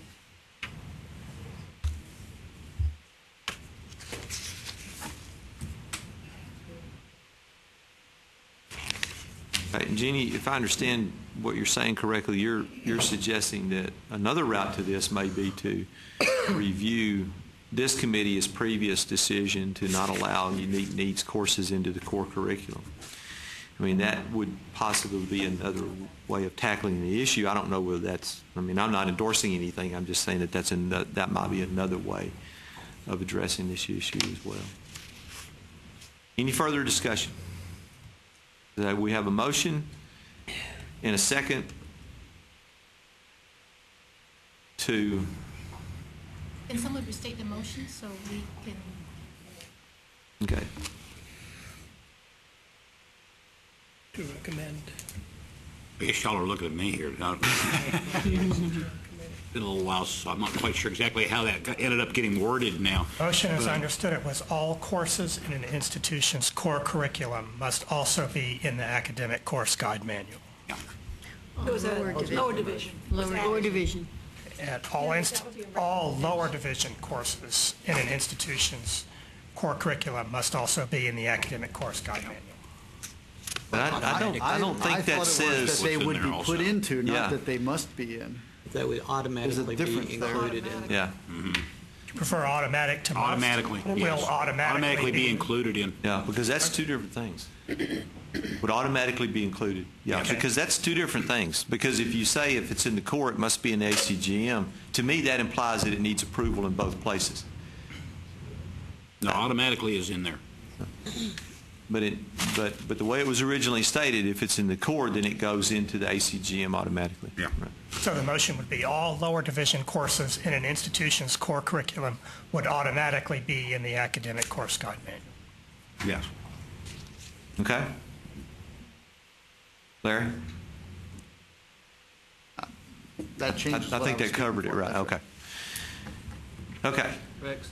Anya? I'm just a little confused. I thought we were talking about, I thought it started with the recommendations for course approval process. What? No, we're through with that. We approved all that. Yeah, we're actually on agenda item number, believe it or not. At this time, we're looking at what we have already approved, everything is done, and the subcommittee put the report together, merge everything. There's one item that's left over, and that's why Danny started the discussion of that one item, to see if we would like to make a recommendation or whatever it is. If so, whether it will or will not need to be included in the draft that we have in front of us. Which we are still considering, Yes. I hope, today. Yes, we are, hopefully. Okay. All those in favor, say aye. Aye. Okay, all those in favor, please raise your right hand.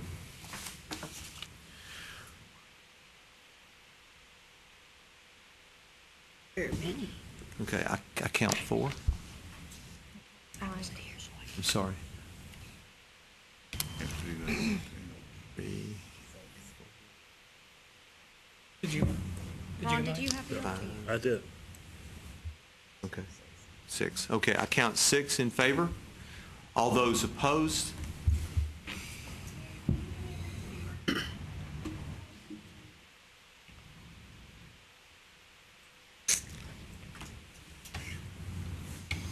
I count 12 opposed. Abstentions? I only count 2. 3, I'm sorry.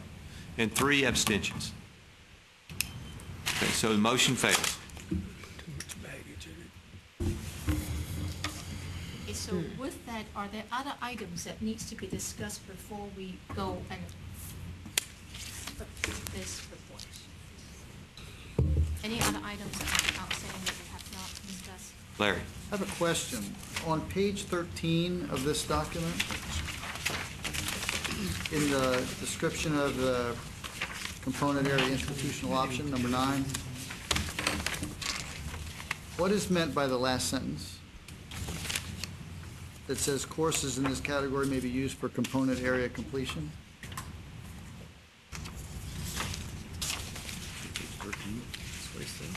I think that applies to, like, with a science class where there's only 6 hours, but if institutions decide to put the 1-hour labs in as their institutional option, it's still satisfying the component.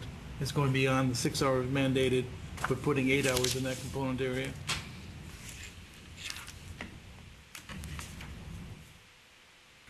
So it means that courses in this category may be related to another component area? But it doesn't mean they're double counting a course here as completing another area requirement. Right. Yeah, Sort of what it implies to me, but. It could be also like in the communication, where they may have a speech class to go along with the composition classes as an institutional option. It's addressing that component. So it's going beyond the mandated 6 hours to a 9-hour. So, okay. It just wasn't clear to me.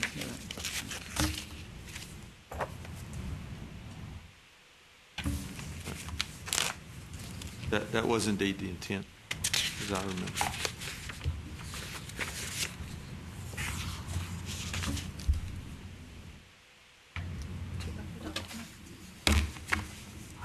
So if there's no more items that needs to be discussed, yes. At the risk of being stoned over here. I voted against that last item because of making a recommendation to another committee. Can I put forward a motion to suggest that any course that is meets the criteria for the core, we recommend it be funded by the coordinating board? Whether it's in the, undergraduate guide or not. Can we do that under the current agenda? Or would we need to wait to the next meeting to make a formal recommendation for this? I have no doubt that we can make. Anything in this report that applies to funding? No. Then if you're not discussing this report, that's the agenda item that you're currently discussing. So I would say that it would need to be done at a different time or something. I mean, but I don't know. Okay, I don't have any doubt that we can make that recommendation. Okay, what my concern at the moment is whether we can make that particular recommendation under today's agenda. Well, if we're focusing on what goes into the core and what does not go into the core, how is that not germane? I guess I would ask. I mean, I'm asking the question too. I guess I would ask the question, then how did the discussion that just went before relate to the document? Because this is the same issue. No, that's true. I mean, I saw the discussion before as not relating to the agenda item, just as much as this one doesn't relate to the agenda item. I thought so. I thought that's why we were going to entertain it. We're equally. Well, then, can we talk about it in the context of including it in the report? As an additional recommendation in the report? Sure. Yes. There we go. Now we're on track. We're cool. Okay. I just want to make sure we were straight. I appreciate that. Okay. I second the motion. Okay. We have a motion and a second that all courses included in an institution's core curriculum be eligible for funding. Yes, ma'am. We want to make the provision lower division. Yeah, because the upper division and automatic are already there. Yeah. Can I?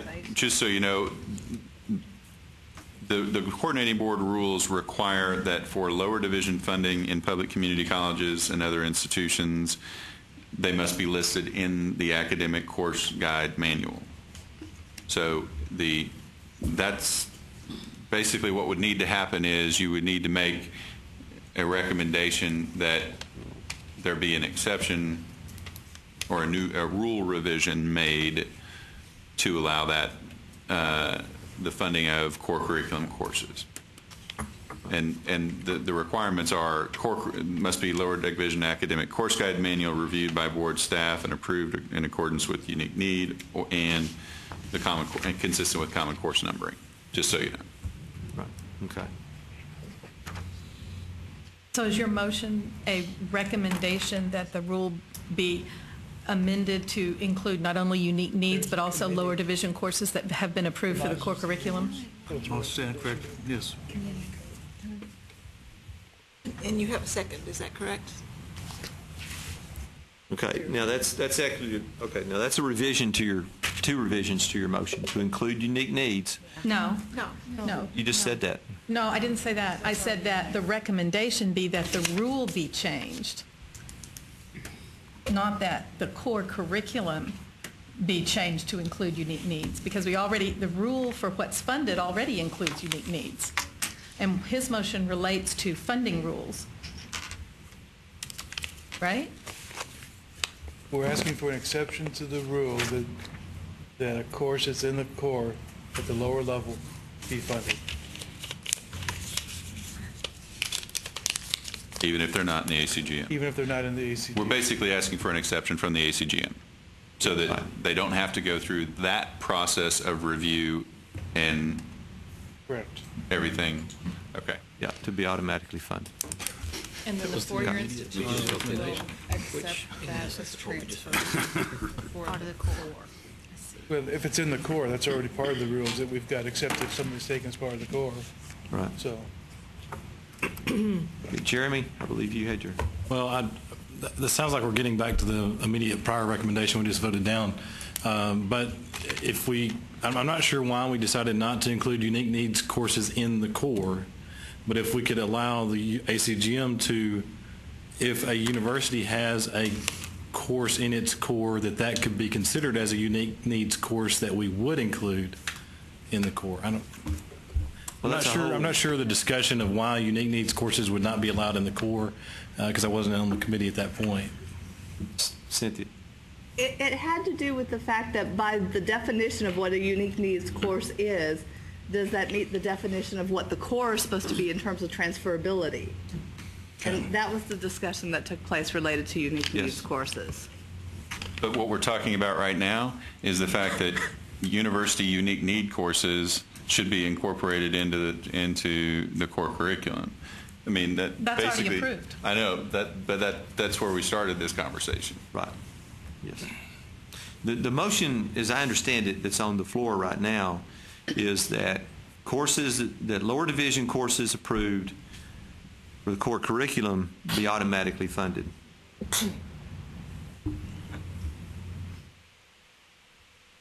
Which does not include unique needs courses.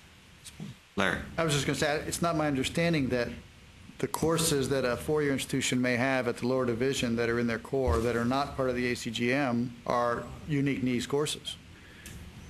Universities offer a wider range of courses, but I don't know that they have to seek approval or be defined as unique needs for that to happen. They don't. They just get to. They don't.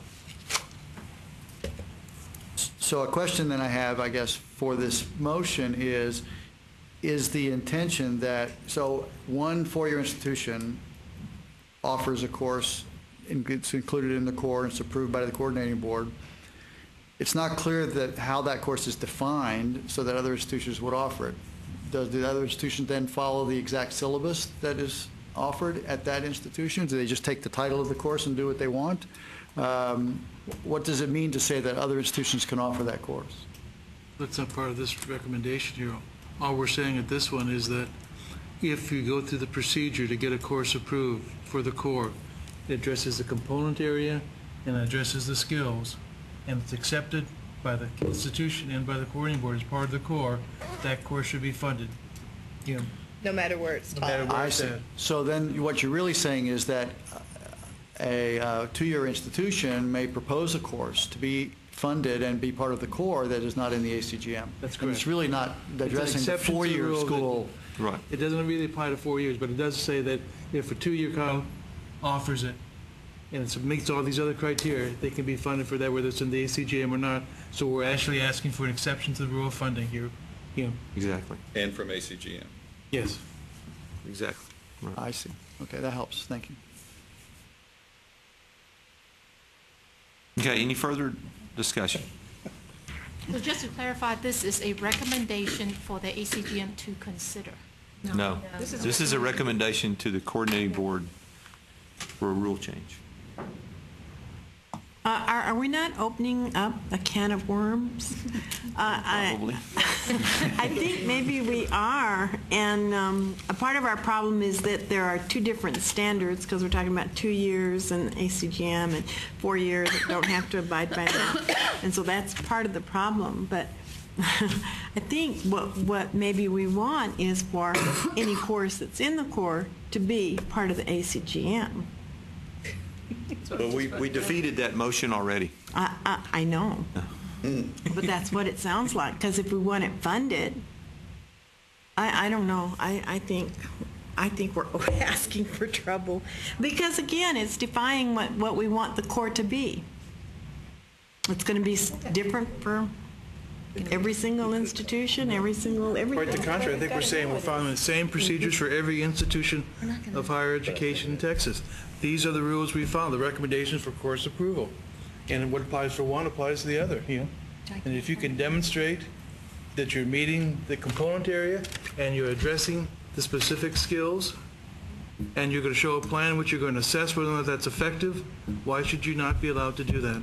That's all we're saying here. Can I ask you a question then? Just so I'm clear on this. If I'm a community college and I propose to offer English 1338 that is 99% consistent with 1301, but I just want to do something else different, and I get it approved through the core curriculum, then we could have a course that's duplicative of a course in the ACGM that's now being used as a core curriculum course, but institutions don't know what the transferability of it is through the ACGM, but it doesn't matter because it's core curriculum. Okay. And that's the can of worms. That's my concern. I call the question. Yes, you can. We have a motion to call the question. All those in favor say aye. Aye. Any opposed? Okay. So the motion has been made that, I won't try to repeat the motion. I hope you all understand what it is. All those in favor say aye. Aye. Okay. All those in favor, raise your right hand.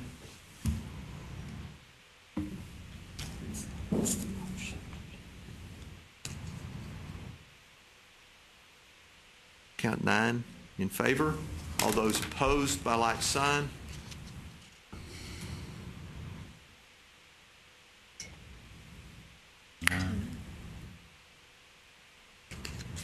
Count 8 Oh, I had 9. opposed. I counted 9. Okay. All those opposed, please raise your right hand again. Oh, 3. And Terry down on the end. Oh, I missed I that. did too. 9. 9 to 9. Yes. Let's see. God, I forget what to do in case of a tie. Flip a coin. Well, did you do abstentions? Dies, doesn't it? Okay. There's abstain, doesn't matter. Needs a majority, fails. Yeah. So we have 9 in favor, we have 9 opposed. Motion fails. Point of order, Mr. Yes, Chairman. Were there any abstentions? Abstentions? I'm sorry, there were 3? Thank you. Okay, so back to our draft. This is it. So the question is, and I can't make a motion, so would somebody make a motion? So moved. So Larry, your motion is to Approve. approve the draft. Second, Second. discussion? I have one question. You go ahead. Mine's, I think it was a fast one. I was looking at the track changes copy and then the final copy, and one itty bitty word is missing on page 19. It's actually page 19 of the track changes. It's page 17 of the nice pre-draft. Under number 2, criteria targets, it says explanation of targets benchmarks. And I believe it's supposed to say explanation of targets or benchmarks. So I was just going to ask to get that little or put back. Can you remind me again which section that's in? It's in the assessment section? Yes, ma'am. It's on page 19.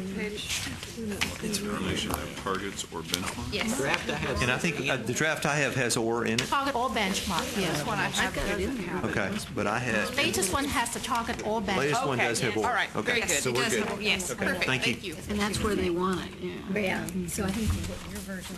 Danny. Yes. At the very end, where it says further discussion for UEAC core curriculum revisions, did this committee actually vote that all of those things in the list were desirable modifications, or were they just modifications that needed to be addressed?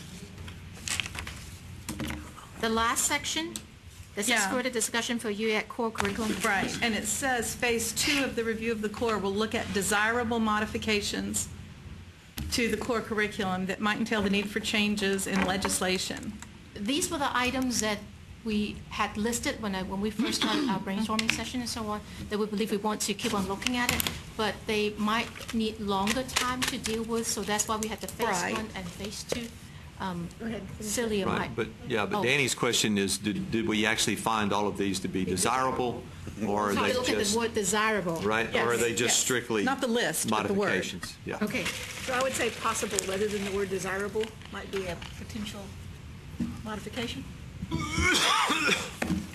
That will be a friendly amendment, absolutely. Yeah.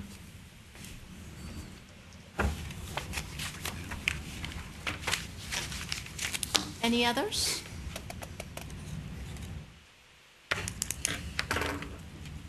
Okay.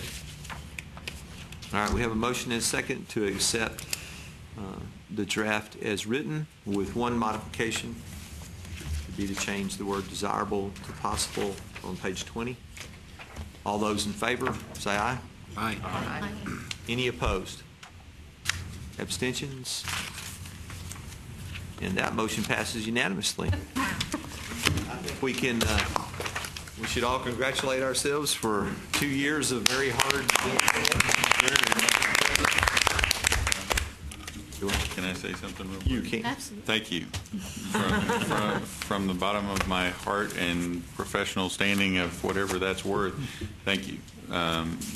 This has been a Herculean task, and I know I haven't always made it easier, but I really do appreciate it, and I learned an enormous amount going through this with you. So thank you very much for the effort. I think we all did. So. I appreciate too the opportunity for honest exchange and critical thinking around the table throughout. I think that's part of what gets us there, and it's not an easy task. And on behalf of the folks at the coordinating board and all of my colleagues around the table, I truly appreciate the opportunity. I think this committee definitely makes it as a core curriculum course, because I think we've touched on pretty much all the competency areas. That's right. Okay. The next item on the agenda is interim assignments and the next meeting date. Now, you may be happy to hear that as a result of your most recent vote, we didn't have to have a meeting in June. Yay. Okay. So we can convene again in the fall. That's a 36-hour core curriculum. Yeah, when we And so, as you showed, Lucy will send us information as to what are the dates and so on, and we can all vote, and we'll come back for a date in the fall. However, there are some other items that we just have kind of looking at the original UEAC recommendation that we put out, the white paper that we put out a couple of years ago, of what are the items that we need to look at after the core curriculum. There's still a whole list of items, but there are some that more would be deemed that the committee have talked about before. They're more important than others. So, Rex, you might want to just, it's not that we need to talk about today, but it's more that these are the things that we'll be looking at in our next meetings. Yeah, and what we have in mind is to look at the advising piece. For those of you that are new to the committee, if you're not familiar with it, then please go back and read the report about undergraduate education in Texas in the 21st century. And indeed, all the work that we've done on revising the core came from from a recommendation made in that initial report. So what we would like to do is then to continue to work our way through the recommendations made in that initial report. And advising, I think, should be the next piece. And of course, we'll have to look at what kind of legislation passes in this area. That'll dictate a lot of what happens with this. But that's one item on the agenda, and to look at, what kind of work do we want to do on it, what kind of recommendations do we want to make, particularly about academic advising to try to ensure student success. And indeed, one of the recommendations that came out of this committee with regard to advising dealt with this whole issue of degree audit and setting up something on a statewide basis and that kind of stuff. So those kinds of issues come back again and again. And even earlier with our guests, Stephanie was talking about advising, that is very important, that advising is the key to student success too. And we may also want to look at recommending subject areas for future transfer compacts.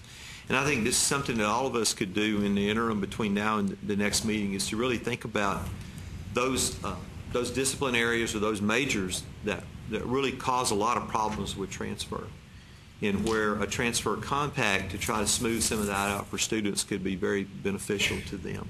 So that'd be another area to look at, to recommend subject areas for future transfer compact. And to also look at the House Bill 3025, which deals with a lot of it, which is the transfer compact bill that has a lot of provisions in it that deal with transfer and what have you, to look at that and how we might be able to give some guidance to the coordinating board and institutions in Texas on how to deal with that stuff. And then lastly, one of the things that we might want to think about in terms of the core itself is, as the process for developing the procedures goes on, particularly the work that the coordinating board staff will now have to do with this, assuming it's approved by the coordinating board, of course. would be things like the examples of how to demonstrate a course's eligibility. And we've talked about this often in committee about how to provide some guidance to the institutions themselves on how to set their courses up in such a way that they do meet core objectives in the component area definitions, and how we might provide them with some guidance and some advice on how to do this. And I think it's kind of incumbent upon us in a lot of ways that we've now created the monster, and so we need to help the rest of the state work their way through it. So, okay. And also, Lucy will probably giving us an update on the development of procedure for the review of existing degree programs at the next meeting. We'll get an update on that. And whatever else comes up between now and then. It might even be a good idea at the meeting in the fall to have a sort of recap of the legislative session and those things that that'll affect the work of this committee directly. Would be nice as well. Can I jump in on the existing Sure. Go program ahead. review? For the existing program performance review, we are in the final IT stages of getting everything available and data uploaded and all looking very fancy and colorful. We are going to be running a pilot project within the next couple of weeks. We've had some institutions who volunteered to be guinea pigs very, very kindly. Thank you very much. And with that, we were hoping that there could be a subcommittee, and I have a list of volunteers, who might help us develop benchmarks of evaluation. What is priority for an exemplary program? What is it? Persistence rate? Is it course completion rate? Is it number of degrees? Transfer graduation rate? What if you were to add benchmarks and weight of importance to specific criteria? Where would they be? And I asked Agnes and Rex if they could recommend a subcommittee from UEAC who might work with us to develop these benchmarks. Can I just ask them? And if you don't want to do it, please let me know. Joyce Ritchie, Mark Smith, Terry Walsh, Larry Abram, Dick Egelsayer, and Celia Williamson, if you wouldn't mind helping us develop those benchmarks for evaluation of the existing program performance review to make those recommendations, we would greatly appreciate that. And you will be using real data from our pilot project institutions to help with that. But I'll get back with you more, and if you're not able to do it, please let me know, and I may call on someone else. Mutual courage, just to say yes or no. Okay. One of the other things that you should also keep in mind as we move forward to October is, and I really would encourage you to look at the report, and if there are items outside of other than or instead of advising in subject areas for transfer compact that you're particularly interested in, and you think that the committee ought to be addressing, then let Agnes and I know, and we'll sort of work our way through what the committee thinks is the top priorities. And also, if the coordinating board has things that they think are top priorities, then we can mesh those two together and then develop or at least begin to develop a work agenda for next year. Robert. A question on timeline for coordinating board approval. As this goes to the coordinating board, and then presumably there will be a 3-month period for comment somewhere down the line. The response to those comments will be provided by coordinating board staff or by this committee? This report will go to the commissioner for his consideration, along with the staff recommendation for the core curriculum. And so he will make whatever decision is going to be made with any recommendations for revisions to the board, probably shooting for the October board meeting. So the September SPP meeting, so the rules would go out, changes in the rules would go out for comment in August. And that's assuming that there's no change to the core curriculum by legislation. So the answer is that we won't get a shot at the comments? No. No.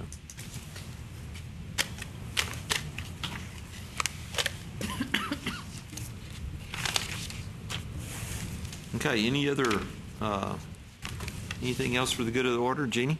I know you mentioned that possibly training or information. I know Danny's conference this summer is looking at the helping us to know where to go and how to begin the process. But we talked way back in some of the meetings about possibly later conferences or whatever to focus on trying to change the image of the Corps, not to just be, okay, well, how many courses can we put in, but truly into how to help students reflect of why they need the Corps and what they will get out of the Corps. And I don't know where that would be put in or how it would be, but I just think that'd be really good because I was, or if we're going to do it just on our campuses, but I think if we had an all-over campaign and everyone was trying to do that, that it would maybe make a more significant difference for students to come, if they came out knowing why they took the Corps, or even what the Corps was. So, well, I think that's an excellent point that both students and not just faculty, but college personnel in general need to be sort of reoriented to the notion of general education in core curriculum.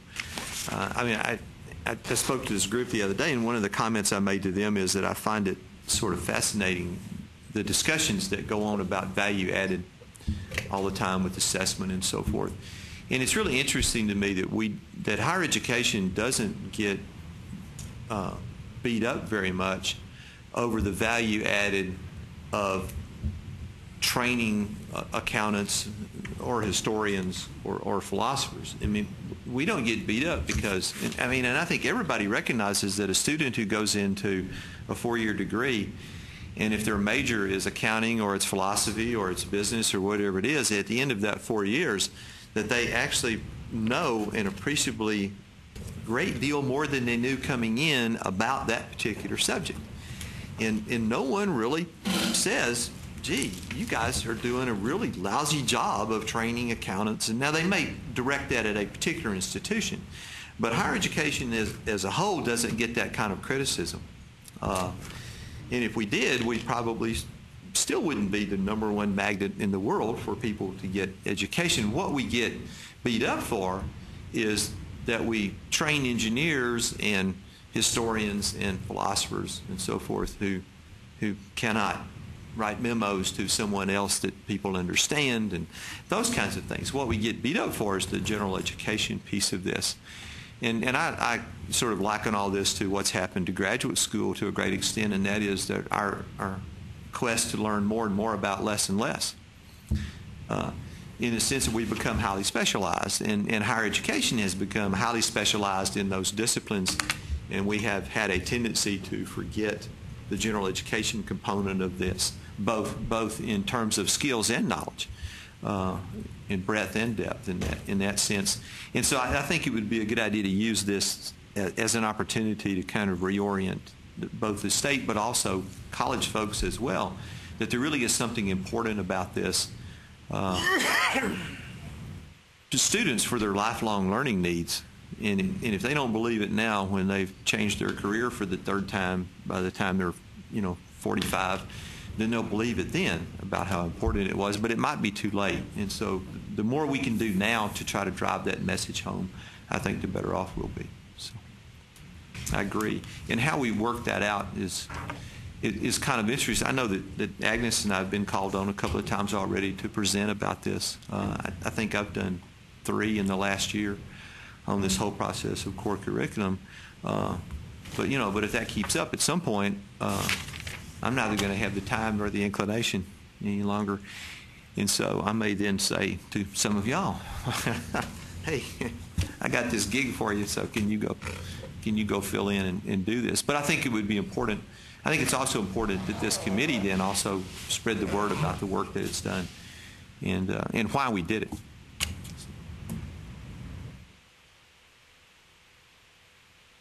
So anything else that we need to cover today? Then I think we're adjourned. Pretty good. Thank you.